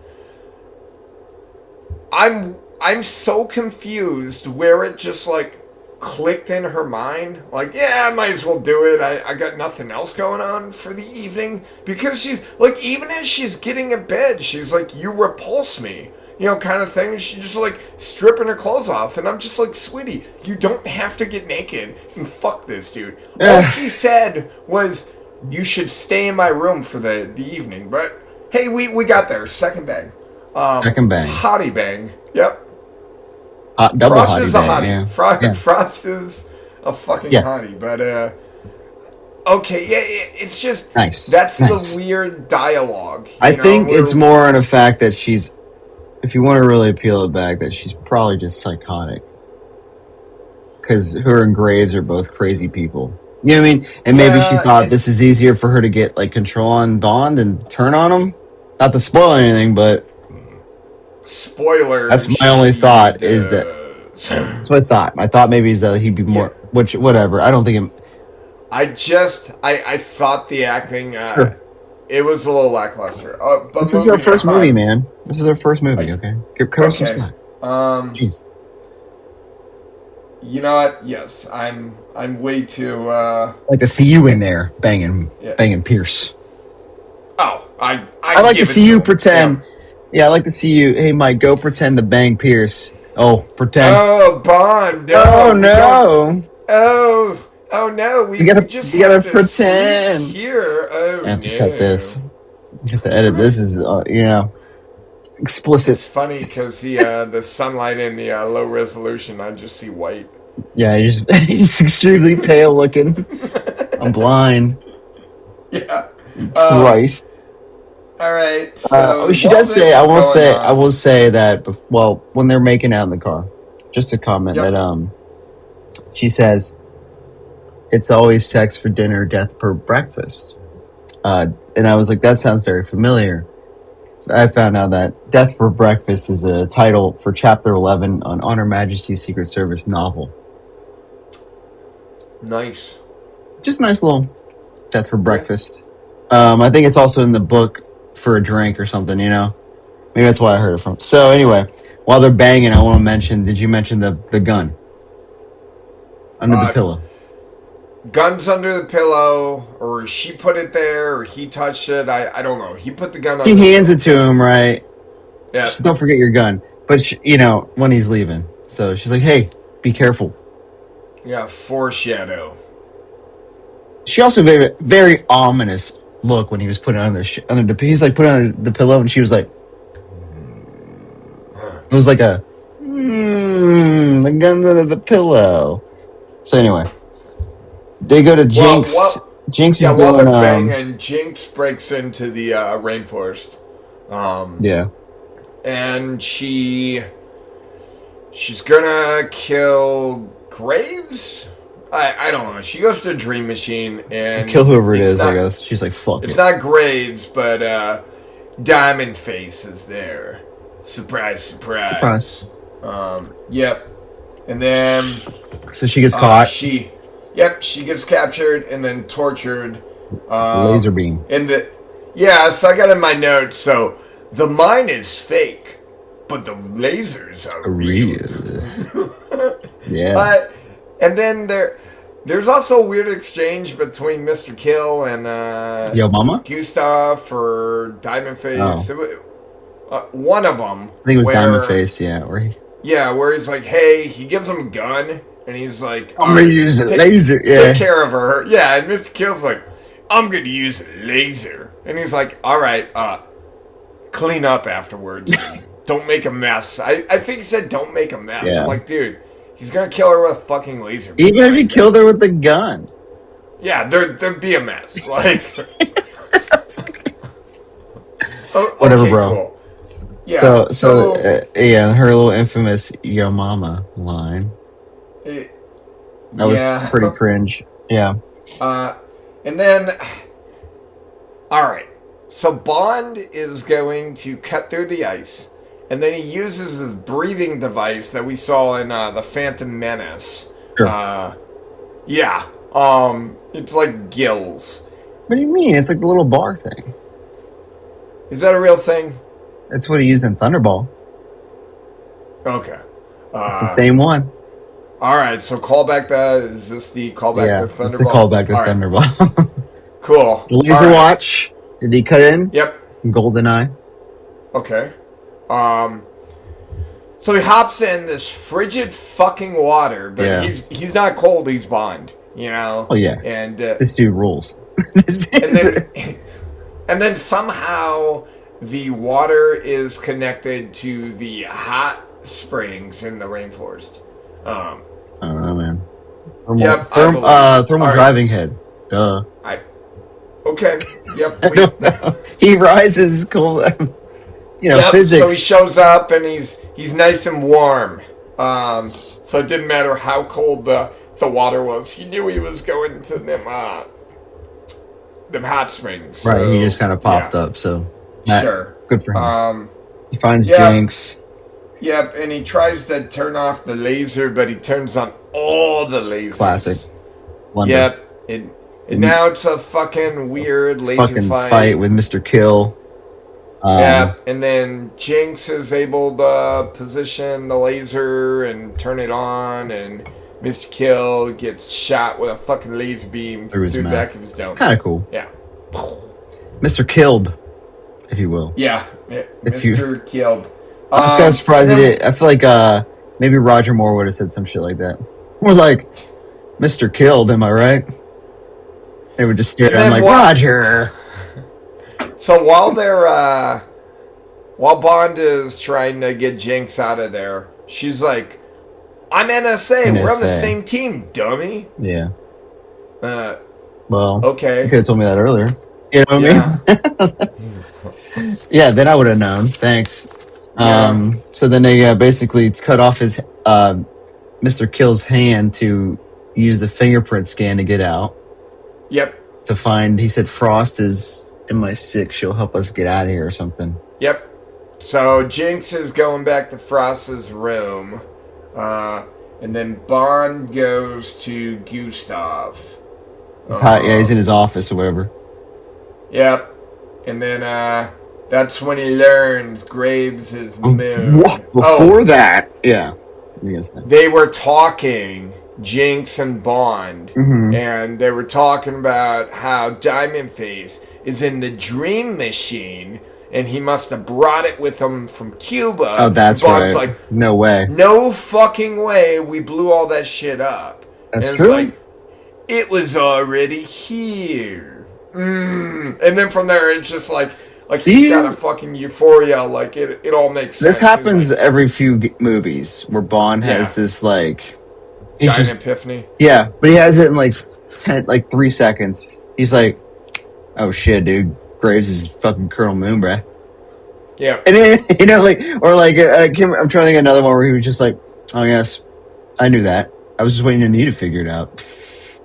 Fabergé egg, bro. Yeah. Yeah. So So that's basically how they reveal that that he knows, and then he's in his desk. And before they confront, he does say, "So you live to die another day." Title drop. Yep. Good. How often do we get a title drop? Yeah, I don't know. I'd have Besides to it look being up. like the weapon or the enemy, like Goldfinger, Yeah. obviously, Golden Eye. No one was like, "Hey, Price, tomorrow never dies," you know? And everyone's like, "What do you mean by that, dude?" Yeah. I guess the world is not enough. Family motto. Sure. Silly fin. Oh. Yeah. All Silly right. sentiment, Bond. Family motto. All right. So A foolish sentiment.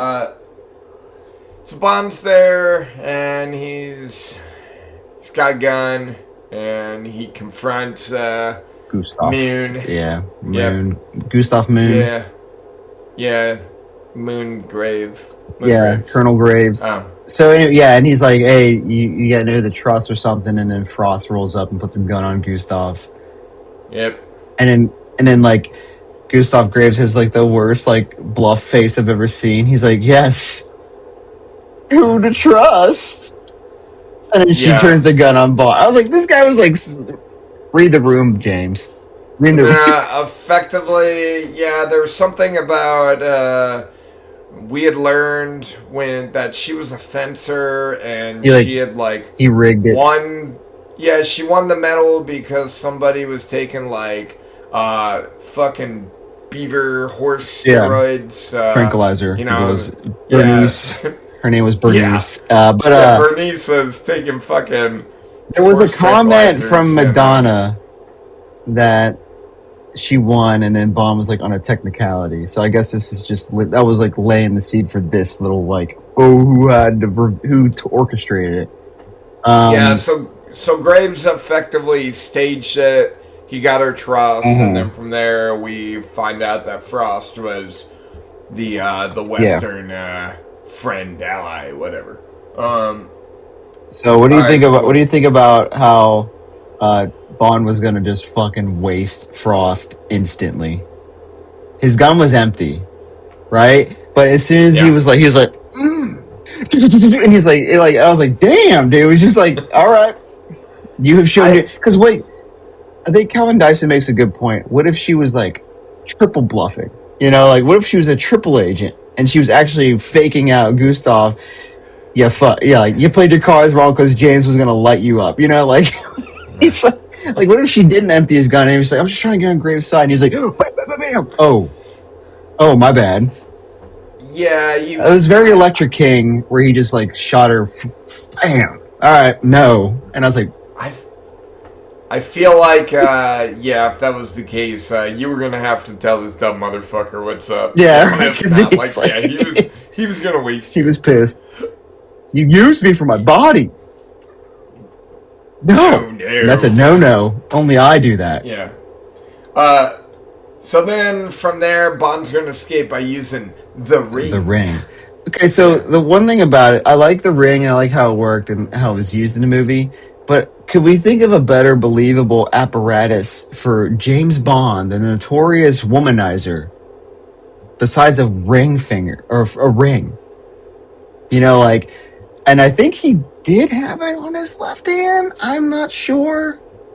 When he put it down, and I was like, man, we're supposed to believe he's got a wedding band on right now? Is this for Tracy? What's going on here? Like, but maybe it's a callback to Tracy. I don't think so. But yeah, he blows out the glass on the floor. They fall down. Yep. He starts running. I thought the escape was pretty good. I do think, again, most of the action is pretty good. Like, sure. In the Brosnan era in general. That's just to do with movie making. But, yep, so anyway. So the CGI is pretty bad. This is where it starts getting pretty bad CGI because he's in that Land Cruiser thing, rocket thing, and the laser beam's coming after him. Right. And then he flies off the cliff, and when it hangs and bangs against the glacier, it looks so bad.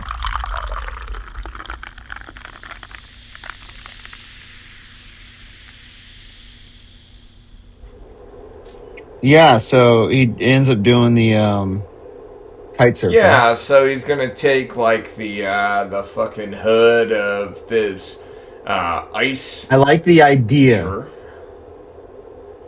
I like the idea that he's like able to take apart the vehicle and basically find his escape route, because that's a Bond thing, right?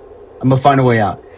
It's just how they decided to film it. Sure, it was epic, and they filmed it. Well, epically. You know what? If you want to say, if you're wanting your film to be remembered, either you're gonna be really good or a really bad scene. You know, like this. You know what I'm saying? Like, but I will say, is this any sillier than Sean Connery in a jetpack in Thunderbolt? No. You know, or Little Nelly. No. Or you know, so or more in space. Yeah. Yes. More in space, or more doing that little spin on the you know, like with the car. Yeah. You know, so like yeah. It just looks. So now Bond is he's back on solid ground. Land. And yep. He's going to use his parachute. Ironically or conveniently, there's going to be a snowmobiler coming through, so he's just going to whoop and hijack his snowmobile. So now we are going to have a snowmobile fight. Cool. It was cool. Yep. Snowmobile was cool. And then... So he basically takes it to go back to his car. And then... He gets in, and he's getting ready to go with the invisible, and then some fucking snowmobile dude just rams it. Yep. I like how, like, he's used it a few times now, and no one's detected it, and this dude just fucking obliviously just runs it over, and you're like, shit. Like... And then now we're going to have this crazy car Fast and Furious scene. Okay, my only question, so like I can hit the I believe on all this bullshit. Why does Diamond Face have a convertible in Iceland? That's my biggest question. I don't know. Why's it got to be a fucking convertible? I don't know. And that was what, a I do think Mazda it's funny. Miata? It was a Jag. It was a Jag. Okay, Jag. Same thing. It was a Jag XKR. It was supposed to be. It was a prototype for a new model that was going to come out, which, funny enough, never did get released. I guess for some reason. So, my question was, how did he get all his stuff? Does he have his own queue to load up his car with missiles and stuff? Is Vlad a Q? You know, I think so. I mean, he made the I guess so. Glove. He's making power gloves. That's true. Yeah, I thought it was silly. I guess maybe he likes the wind in his bald head. You know? He likes the way the wind fucking hits tickles his diamonds. Yeah. Yeah. So I will say I don't care. I love a car chase. Okay. I'll say it. I thought it was a really entertaining car chase. It gets goofier when they're in the fucking ice hotel. And they're just like driving around, and then so Bond is gonna do this thing where he puts it in reverse and he's got fucking spiky tires and he can climb a fucking wall backwards. Alright, I believe. Hit that. Traction. Yeah, sure. So, can I say, during this chase, I don't know what it is, but I think every movie so far, like Pierce shows like how he's just so damn cool in car chases and stuff. World Not Enough with the boat, and he's got this tie, the tank in GoldenEye where he got his tie fixed, right? In this one, when he uses the ejector seat, the flip from upside down, he just looks so dope. He's like closing the sunroof. He's just like, he's driving like, you know, I don't know. He just like has this like. I don't think that would have flipped it, but I'll hit. Oh, I know, but like his like when he closes the sunroof after, he just looks so like nonchalant and cool. Like that's like where he like shines driving a car. I don't know. Or GoldenEye when he's racing Xenia, you know, like in the beginning, and I'm like, this dude's just sick. And so like he does Yeah, he does this basically traction, which those traction spikes were in the Living Daylights. So, it's been done before in a Bond movie. But yes, and I don't. My only question is, did he have to go invisible for it? Yeah. Because if I'm going 100 miles an hour at you, and then you all of a sudden just back up, it doesn't matter if I can see you or not. I can't stop in enough time to not crash through that. Yeah, I know what I mean? I think I think the whole thing was he wanted him to believe that, hey, I just go invisible and then I'm still here. Sure. Yeah, My only. I think the real answer is production wise. It's easier to take a car from here to here instantly, and then in theory, in the movie, he's going invisibly backwards. Right. You know what I'm saying? Like, and then you can just not have to worry about moving the car out of the way. You're just like boom, boom. But I guess you're right. Maybe get him like a half a second more believing that he's right there. You gotta and then from there, like Diamond Face is gonna end up in a giant pool of water, and then there's gonna be a chandelier that kills him, and now the water is slushy red. Slushy red. Yeah, dude's dead. Zal dead. Zal's cool. dead. He goes, and then he's like, "Oh shit, Jinx!" He's finding this thermal imaging thing. He's looking for her. He fucking rams the door. And then I like that he used the ring again. Yep. And then she's like not alive. Slow motion. He gets her to. I was gonna say return of your favorite. And then he's gonna get her to the rainforest, and he's gonna put her in the hot springs, and that will warm her up. Yeah. And then she's going to say something snarky of, what took you so long? What took you so long? Yeah. And then from there, they're going to go back to Korea. And then, okay. So this seems stupid. I'm sorry. So you've got the fucking British, you got whatever this American... I don't know, CIA director, NSA guy, yes, technically, right? So because he's just sent his Jinx's so boss. effectively, like they're all briefed on this whole Icarus thing, and then Bond's like, "I'm going into Korea," and the NSA guy is like, "No." That'll start a fucking war or whatever, and then M's like, "Yeah, I don't care. I'm getting Bond on it. He's my guy. I trust him."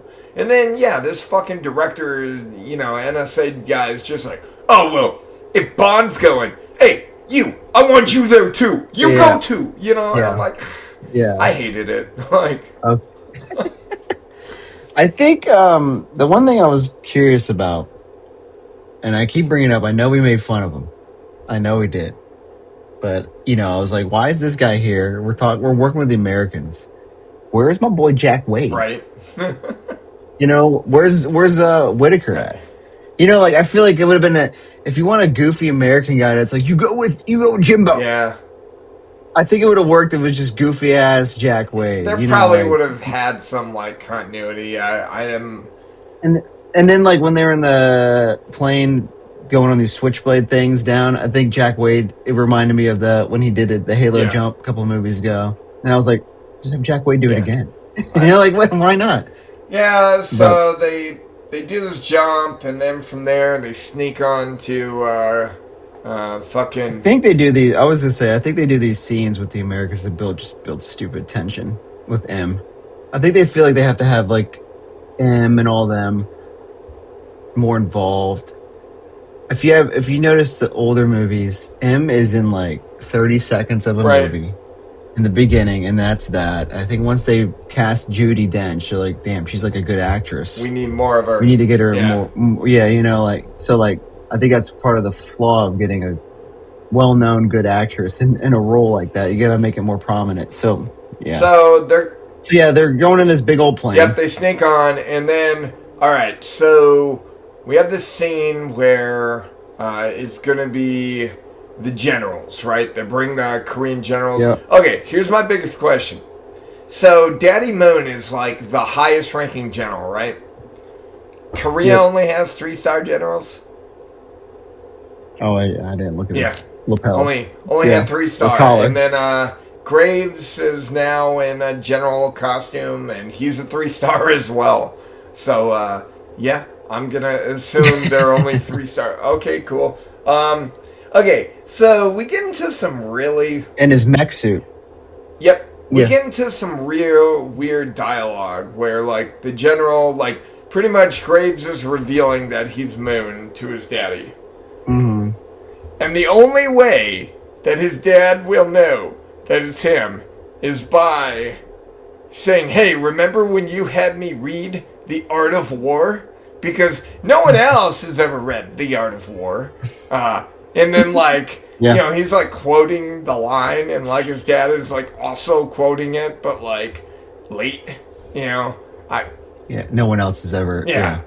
Remember when you had me read The Art of War? In The Art of War, he says, this is this? And, yeah. And then from there, he's like, my son. Okay, sure. Remember when you made me read Green Eggs and Ham? Sam I am. Yeah. Oh. Son. Yeah. All right. I believe. Sure. Moving. I do think it was funny how then the dad was like, "What the fuck did you do?" Yeah. You know, like it was like I don't know if he thought he was like, "Hell yeah, dude, you're white now. That's sick, bro." Yeah. You know, like is that what he wanted him to say? Yeah, while this is going on, Icarus is starting to fucking wipe out all the fucking minds. Just woo. Yeah, in the DMZ, Yep. yeah. Mhm. And then let's see. Moon shoots his daddy. Slow Yep, motion. slow motion, terrible scene. And his dad's just like. It was stupid, yeah. And then, so that bullet didn't do dick or piss, but apparently Bond pulling out a gun and then someone like pushing away, that bullet was able to. Well, maybe the bullet got lodged in because General Moon was not a thin guy. Okay, so maybe the bullet's He's in a little him. rotund. Yeah. Maybe he's in a fat All right. cavity. So maybe. now maybe the bullet, but Bond's bullet went through a window, and then. Do you like that the goon just kind of walked out at the right time to push his gun? Sure. So James is like comes out with the gun, he's like, oh hell yeah, and then this dude's like he just like took a piss. He's coming back from the head, and he's like, holy shit, and just pushes his arm. Yeah, I believe. Also, you know, I watched these on Prime Video, and it had like X-ray. Not you know Netflix. that is? I should, but I don't. Free on Netflix. It's free. It's free. Yeah. Okay. Yeah. Anyway, they got this thing called X-ray, and it tells you like information and the actors that are in the scene, and like their name. And apparently, this guy's name was Lieutenant Dong. Nice. The guy that pushed the. So I just want to let you know. In case you know, Bond's shot got redirected by Dong. All right. Yeah. So Bond and Moon and Bond and Moon are gonna fight, and then around this time, Jinx and Frost are gonna fight. And then Frost, which is kind of weird, but whatever. Is this the first time we've had a lady fight? I think so. Besides Bambi and Thumper, but they were fighting Bond. Sure. Yeah. No. Girl on girl. I'm Bambi. I'm Thumper. I'm Thumper. Yeah. And then Frost is gonna die by a knife book. Yeah. I thought it was a good fight, though. It was good enough. I wouldn't say it wasn't. Like, at least they didn't make it like the gypsy fight. I hate the gypsy fight. So I know. Yeah. At least they were actually like fighting. And then, but one thing is that all of a sudden Jinx is like fucking, you know, Crouching Tiger, Hidden Dragon with her flips, man. Yeah. All of a sudden she's like the shit. So yeah, they fight. She kicks a knife through her. The Art of War was the book, I believe, or was it? No, not? it was. I don't know. It was. Yeah, okay. And then she kicks it through her heart. And she calls her a bitch. She's, and I was like, word. And then so Bond and Moon are fighting. He's got his laser arm. He's like shocking the shit out of James. He's winning, I'd say, and then he just gets all cocky all of a sudden, like all the villains do. Oh, there's 2 parachutes. Oh, he throws one out, and then he puts it on. Yeah. And then Bond does the old pole ball. Okay, cool, man. Thanks, bro. And then and he's like, I do like he's like, time to face reality, Bond. You're gonna die. And then he like pulls the thing and he goes like, what's he say, Mike? I don't know. Say the line. He says, time to face gravity. Oh, yeah. And then shocks the shit out of him. And then he goes into the engine and, I mean, brutal death.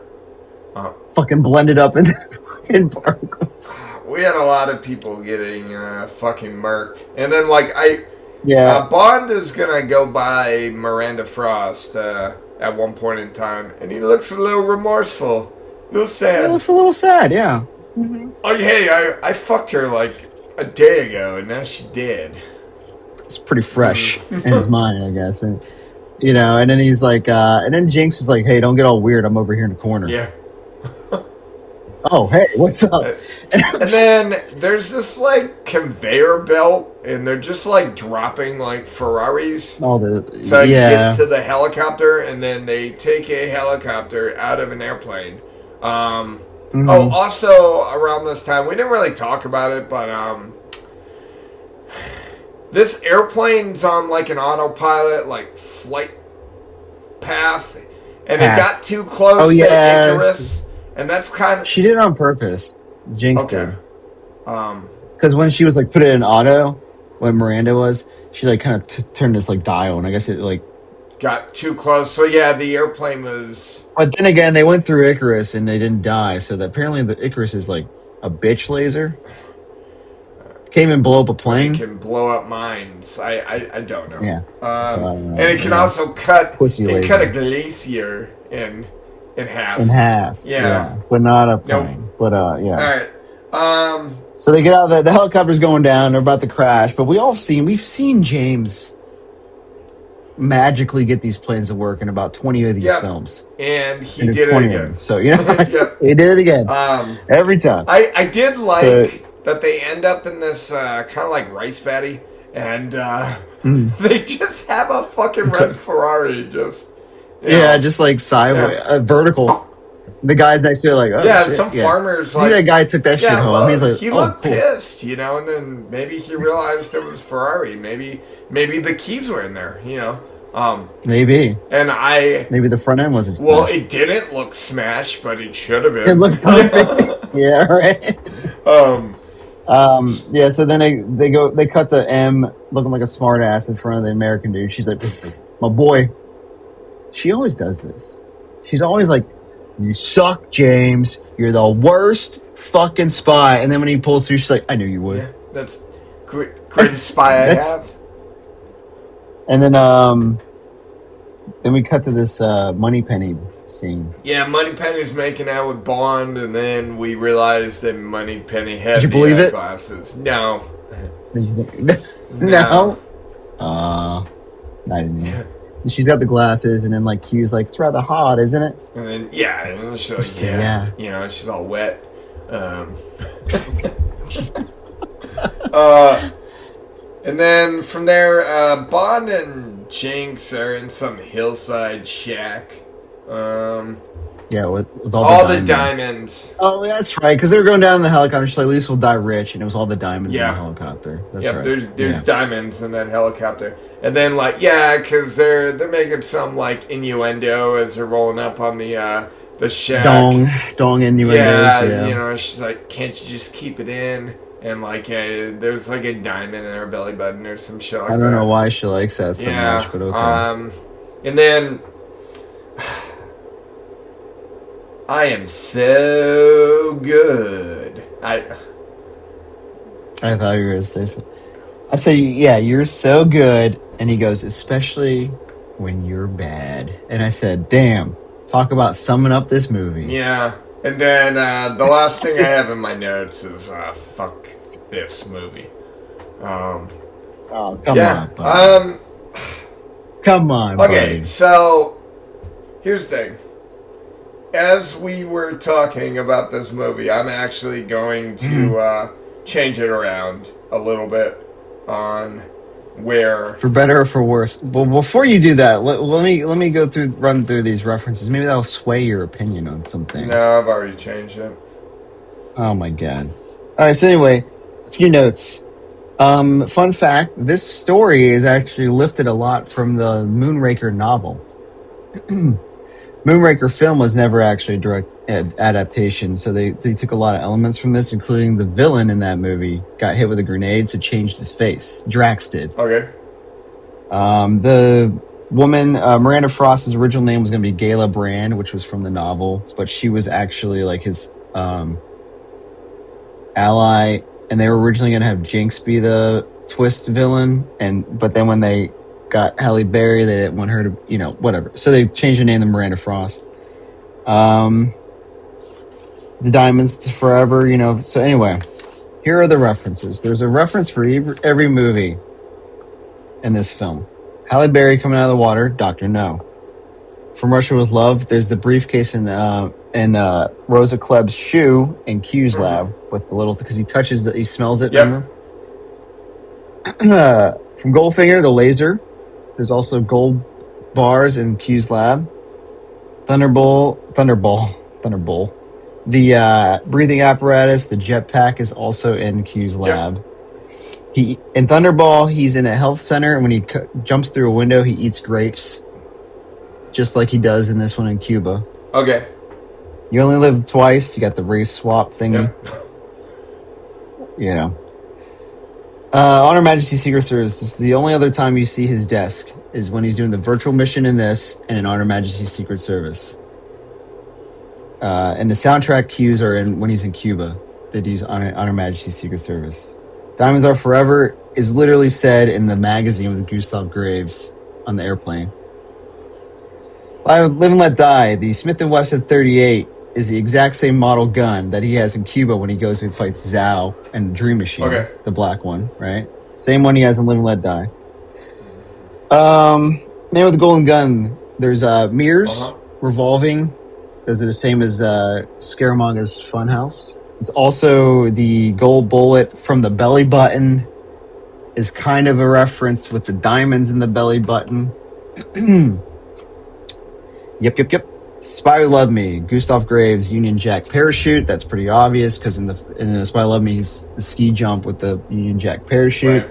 And you got Gustav Graves coming down. Moonraker, the fencing fight is reminiscent of the fight with the henchmen that broke in the museum, and it broke all the shit. And they were fighting, so it's exactly the same choreograph kind of deal.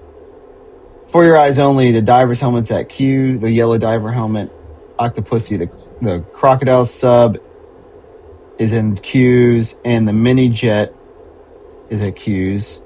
A View to a Kill. Q's robot snooper that he sees at the end of the movie when he sees Roger Moore in the shower is in Q's lab when he walks in. Yeah. Fun fact, I put Die Another Day Radio on Spotify, and the second song was A View to a Kill, so I was like, all right, I'm in. Right. Living Daylights. The cargo plane escape is the same as when he fought the cargo plane in Living Daylights, and the ghetto blaster is in Q's lab. Surprised you didn't see the ghetto blaster. And also the spike traction on the Aston Martin. Conveniently, that was the last movie he had an Aston Martin issued by Q. Was in that movie. Okay. Until this one. License to Kill. His 00 status was revoked. This is the last time it was, GoldenEye, the laser watch. Zal's death is a callback to 006's death when it all falls down on him in the satellite dish. The chandelier, the same camera angle. Tomorrow Never Dies. The exact footage was reused from the ship launching the missiles to the plane at the end. The exact same footage from Tomorrow Never Dies. Okay. And then The World's Not Enough. He was betrayed by a woman he banged. Loose. But, it's there. Okay. And Die Another Day, Q mentions this is your 20th watch we've issued, I'm sure, right? Yep. So that's the 20th film. Also, fun fact, in Cuba, he has the Birds of the West Indies book he grabs. He says he's a bird watcher. Yep. Right? The author of that book is James Bond. And that's the book that Ian Fleming was a big bird watching guy in Jamaica, and that's where he got the inspiration to name James Bond. James Bond was but that book. The casino, not the casino, the hotel in China is called the Rubyon, Rubyeon Royale Hotel. Ruby is the traditional gemstone for 40th anniversary. And that's why the title is in red, Die Another Day. Eon is the company. And then Royale is Casino Royale because it's the first book. You know, and then, yeah. I think there's some more, but you know. Excuse me. Oh, yeah, the scenes of the Icarus unfolding in space are similar to that of the ninjas in the Jinx Decide. Okay, so yeah, You Only Live Twice is the same thing. But yeah, that's pretty much it. There's one from every movie. All right. So I think let's go through the usual real quick. Gadgets. Notorious gadgets. So for the gadgets itself, there was what the ring. Ring, the watch, the cards. Yeah. The bomb with the watch. So, you know, for the most part, the gadgets weren't anything, like, crazy. Yeah. Gadgets were fine. Which is funny. Yeah. I liked the car itself without the camouflage. The car is sick. Yeah. Camouflage, like, I don't know. It's stupid. Like, sure, the invisible car, like, I'm not there yet. Okay. Babes. Babes, you got, I guess, do you consider Frost or just Jinx? So, ultimately, Jinx is the Bond girl, because I generally only give you one. Yeah. And then Frost is more of a henchman. But, no. Okay. Halle Berry is a very talented actress. And, okay. and she's a babe. I don't know if it was just dialogue, character. I didn't feel it necessarily. Like, I didn't feel the chemistry. Or if they had too much chemistry. I don't fucking know. Too much. Okay. Yeah, I mean, I think she was kind of a hit or miss. Some of her lines are real cringy. I do think she was, she's a babe. We get it. Mama. Yo, mama, yeah. Could have been delivered better, but, and we got the cars. I like the Jag, too, honestly. The Jag was kind of sick looking. Yeah. Yeah. And I think, like, the accent was sick. I do like that it almost feels like overcorrection from the last few films where Bond's cars were like in for about a minute. You know, like he drives it to Valentino's Caviar and gets cut in half and it's done. You know, they're like, all right, we're gonna have like a 20-minute car race now or car chase. You know, so. But now it's the fun part, the villains. Okay. Okay, Frost is so the actual villain, what we're going to say, Moon? Mm-hmm. Moon is the villain? I guess so, yeah, he's probably the villain. But yeah, you could rank them all separate if you want. Alright, so I'll say Moon's the villain, everyone else is a henchman. Mm-hmm.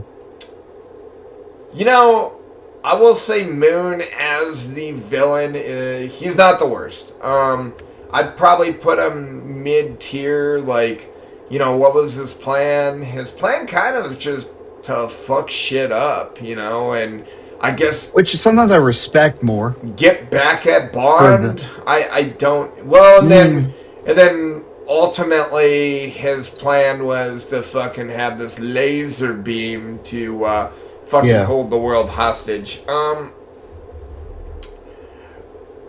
put... I don't know. He's in the middle somewhere. I think he's not bad either. I think he gets a lot of rap because he's just corny and cheesy, but like most of the villains are. And he's a psycho. They're always crazy. Okay, so Frost. I thought Frost was good. Frost is fine. I thought the dialogue with her was kind of stupid. I thought delivery kind of sucked. But yeah, the whole like, I'm a fucking dirty agent. Like, yeah, okay, we've seen it before and we'll see it again. But it's fine. All right, Diamond Face. Diamond Face. Him as the henchman itself was like fine. Like he was an okay henchman. Mm-hmm.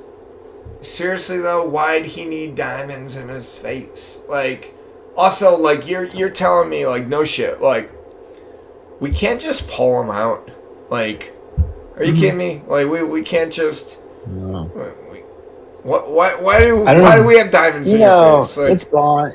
I don't know, man. I think it's like one of those where Bond's villains need to have some kind of deformity, And I get it. It's silly. Yeah, But I think he was too bad. I think he was okay of being like, excuse me, of being just. He wasn't in too much of the movie, if that makes sense. You know what this movie reminds me of? It reminds me of So, have you ever seen Tropic Thunder?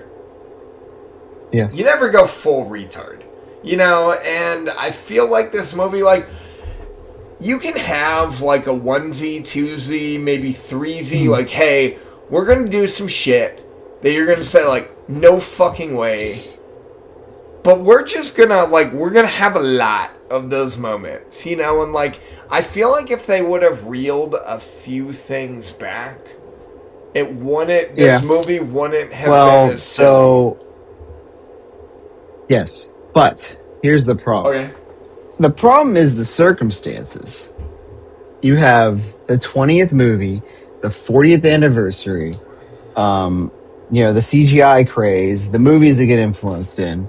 And I think the problem is they wanted to wedge all these references in. And they wanted to pay homage to the whole series. And then, like, at some point, things like, you could see when I listed, like, 20 different things that some of them were just there to call back old films, right? So, like, you're like, oh, okay. Zhao could have died in a car accident, like, off the cliff. Sure. But they wanted to make sure he has a 006 chandelier on him. You know what I mean? So I think one of the things is when they made this movie, they were like, I wonder who was pressuring him. Was it Broccoli and Michael G. Wilson and all them? Like, hey, we need to call back all our films and all this stuff, right? So I think that had a detrimental effect on the film. I would like you to consider that in your evaluation of this film. I have the pressure. Pierce is. You go first because you're the. About Pierce? We'll do the thing. Or about the movie? Yeah. Okay.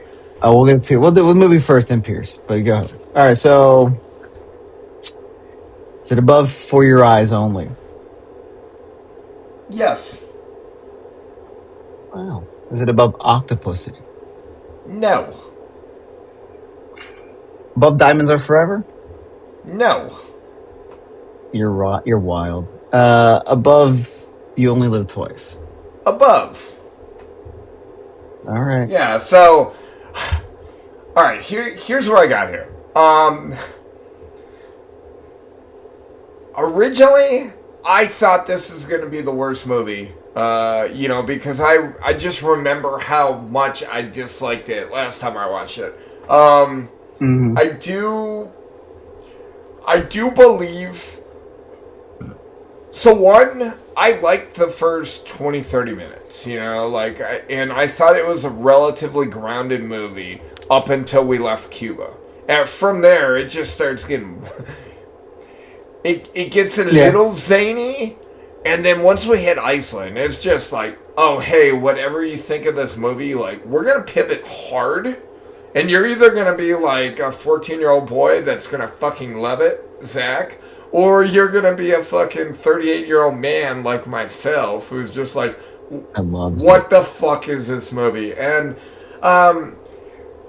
I will say there were definitely things I liked about this movie. That I don't remember liking. And then I will also say, like, this movie, whether it sucks or doesn't suck, whatever you believe about it, there's a lot more watchability.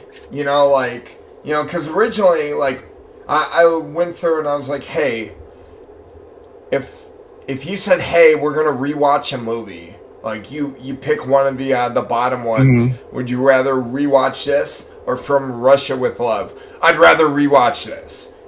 So I went through and some of these older movies, like there really wasn't a lot in there for me, and I know a lot of people have a lot of love for like Connery and whatnot, then even like more.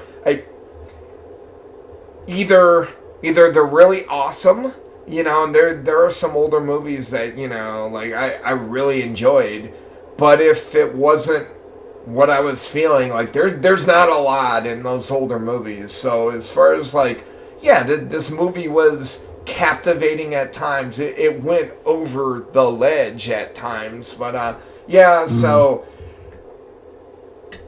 Diamonds Are Forever. Honestly, I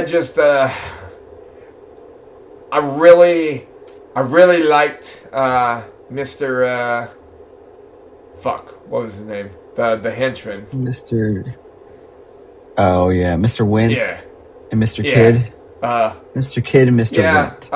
That's kind of, I don't know. It felt right for me. I am not attached. Now, we will get to my first in 2 movies from now, and I'm sure it's going to be higher than where you rank it, because we're always nostalgic over our first, right? And okay, sure. All right, so let me see if I can figure out where you have this movie. Now, I don't have your ranking in hand, but let's see. What are your first 3 movies? First 3. Number 1's GoldenEye. 2 is Honor Majesty's, and 3 is Goldfinger. Okay, and then what's your next 3 movies? Thunderball, The World's Not Enough, Tomorrow Never Dies. Okay, I'm gonna have this right after that, so I'll have this as your 7th movie.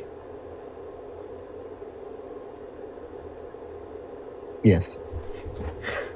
Nailed it. Fucking Yahtzee. This is... Go ahead. Go ahead. No, you go. I was just gonna say, like, we all have those actors that, like, you grew up, you were watching this more as a kid. And I will say that I have a lot more appreciation and more love for Pierce Brosnan than I originally thought I did. And I have less appreciation for Timothy Dalton than I thought I had. So I do enjoy doing this series. Hey, we like what we like, right? And I get it, and that's why, like, hey, and I will say, like, I kind of feel like my top 5 are pretty even keeled. Because I don't really have. I mean, now we're gonna get into Daniel Craig and you have one from each actor, I guess. But then you start looking at like my lower, and I'm less into Connery as everybody else. Which I don't know. But yeah, okay. So we definitely skewed a little bit on where this was. You have it kind of. Yeah. You have it 7th, and I have it, 15th? Listen, 16th? I think it's just fun. It's silly, but it's fun. I think, and you're talking about movies you want to watch over again, then sometimes just the enjoyable watch Pierce Brosnan's Bond go through just chaos is always enjoyable. I mean, obviously, if I had a choice, I'm gonna watch GoldenEye over this. You know what I mean? Like, but like, and then and then the CGI. I think it's like, you look past it. It's whatever, man. It's like shit happens. Time like the rear projection in the old days was pretty bad too. Right. So like it's just that's how product of the time. I think Pierce did his best interpretation of Bond in this one, as opposed to the other ones. I mean, they're all good. I'm just saying, you'd hope that the more you play the guy, the more you get a feel of him. And correct me if I'm wrong, but Pierce thought he was coming back for one more, and then we also we've been cranking out. So this one was about a 3-year gap, but prior to that, they were cranking them out every 2 years. 2 years, yeah. So this one got delayed on purpose. Okay. To be on the 40th anniversary. It's supposed to come out in 2001, so 2 years after World Is Not Enough. And then they pushed it. So they were still on the 2-year, and then from there they have 4 years, and then at some point in time there's a breakdown between Pierce and the film agency, and then they go a different direction. But all right, so Pierce Brosnan again. I'm gonna be real. Movies as a whole, like other than Goldeneye, weren't necessarily my favorite. But Pierce Brosnan as a Bond, he's probably a lot higher than I originally thought. I can chalk up some of these films just being product of the time. I definitely believe, like, watching these back, like, oh yeah, Pierce Brosnan was the fucking man for these movies, and they were pretty successing as far as, like, critics and as far as, they grossed. This is this high. Yeah. This was the highest grossing Bond film. Yeah. Which is a little wild for me. I also believe sometimes that the box office is kind of skewed more from how well did the last film do, and then that will generally get you. Oh yeah, everyone goes to see it, and then and for sure. But 4 films. I also kind of think 4 films might be ideal. You think so? I do. So I think. Here's the thing. I don't know. It's tough. I think 5, if you do it right. But the only reason I say that is because, like, I just like these, and I thought he had another. He was not too old yet. Yeah, he was 49. Yeah. But if they were still doing every 2 years, it'd been okay. Sure. And then, like, a lot of the forums I read, like, they'll be like, it's just a shame that like Roger Moore or that he had a silly movie and then they intentionally made his next one like really grounded and down to earth, whatever. It's just a shame that he didn't get that overcorrection for his last one. Like, hey, we went really crazy on this one. Let's have like a real serious Pierce Brosnan movie, But like, I think there is a weird thing of like when they leave, whose terms it's on, and how the movie turns out. Because I think when we get to No Time to Die, I think they already knew this was the last Daniel Craig one, and we all know how that ends. And I think that's part of the reason why they did it that way. And I don't agree with it, but we'll get to that. And like, what if they didn't know he was coming back? They couldn't do that ending, right? Well, and then I think the same thing with on the other end, Roger Moore. He was just hanging on as long as they would want him to. And then the movies kind of got sloppy because he was just there. He was stale. He was just there, and they're like, they had to be the one to be like, buddy. So the reason why four, maybe 5. Like, so if you think about like, I think it depends on the actual time range. So Lazenby and Dalton, we only got 1 and 2 films. and you always feel like, hey, there's probably one to two more. Like, what would another fucking Bond movie been like with Lazenby? You know, so obviously you want more than one or two. And then I know it got a little weird with Connery because he ultimately did 6, but he did 5, and then he left. And his fifth one was Diamonds Are Forever. No, no, You Only Live Twice. Yeah, so his fifth one was dog shit, and then he came back, and it wasn't that bad. You know. So like that. That was also, I think that was also because it was earlier on. Yeah. And they were like, we know Connery works. Yeah. Kind of thing. So we're going to beg him to come back with money. Obviously with more, like, more, 7's too much, you know? Oh, yeah. So I feel like, and then a little foreshadowing, like, maybe 4 is the ideal. You know, because especially now with the movies are going to start with production stuff, there's going to start getting a little longer to produce. So we're closer to 3 years. 3 to 4 almost. Depending on, you know, what's going on with production.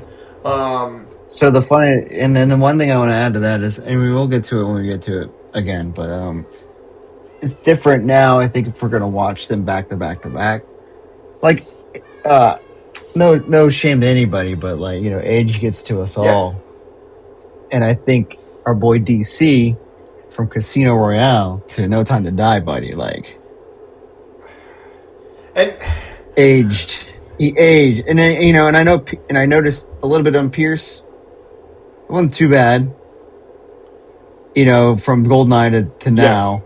You know, you're like, you're getting a little up in there, and then, but like, when it takes so long to produce these films, like, Daniel Craig can only, you know, like, he starts, and in the way they film those ones, he's getting beat to hell. Yeah, you know, and like he, I want to say it was Spectre. He got pretty fucked up on the set to the point that, like, we'll talk about famous words that were said after Spectre. You know, and how he felt about the fucking series. And if you get there, like, at that point in time, you know, like, yes, you know, you're kind of fucking done, you know, and like, and then it's kind of hey, so we got a 5th movie out of him, but like, did we need that? Did we really need it? Movie and right.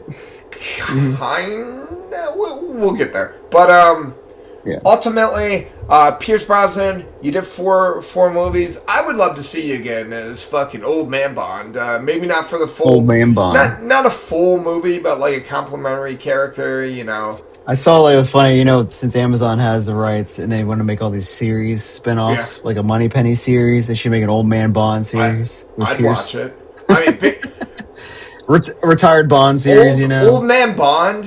Fucking Pierce looks great for 70. Yeah.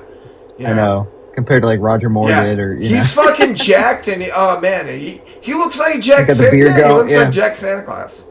Yeah. Yeah. Like, so if you had to rank Pierce out of the 4 we've had, it's 4, right? Sean, Roger, George, Timmy, and now 5. 5 Bonds. Where's he ranking? What would as Bond, not the movies. What was my original? Have we originally done this? I don't think I wrote it down. I don't think so. I think we've had it because I think when you look, you're like, George has got to be the bottom because he's only had 1.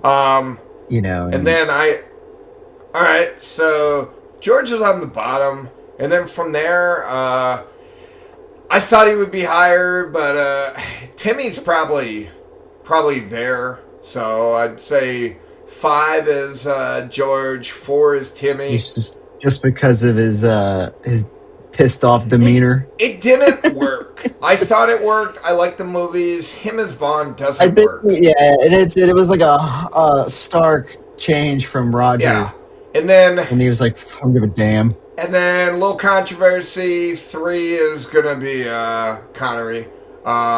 Wow. Yeah, I know. He's the first guy. Guess what? Just because you're first doesn't make you the best. And then Roger Moore is going to be 2. Yeah, I like Campy more. Campy Bond's fun.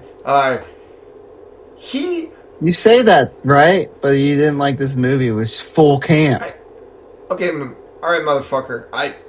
I've been giving I'm Pierce his I know, fucking flowers, and I just made him my number 1 Bond up to this point, and you never would have thought that I would have been here. Say it again. Say it again. I have to clip Pierce it. Brosnan is my number 1 Bond at this point. Yeah. Cut. Yeah. So I want to see. And you know, who would have thought? You know, because I talk a lot of shit about This guy would have thought. Oh, you thought Pierce Brosnan was my number 1 Bond up to this point? Would be. Okay. I think once you watched him. Right.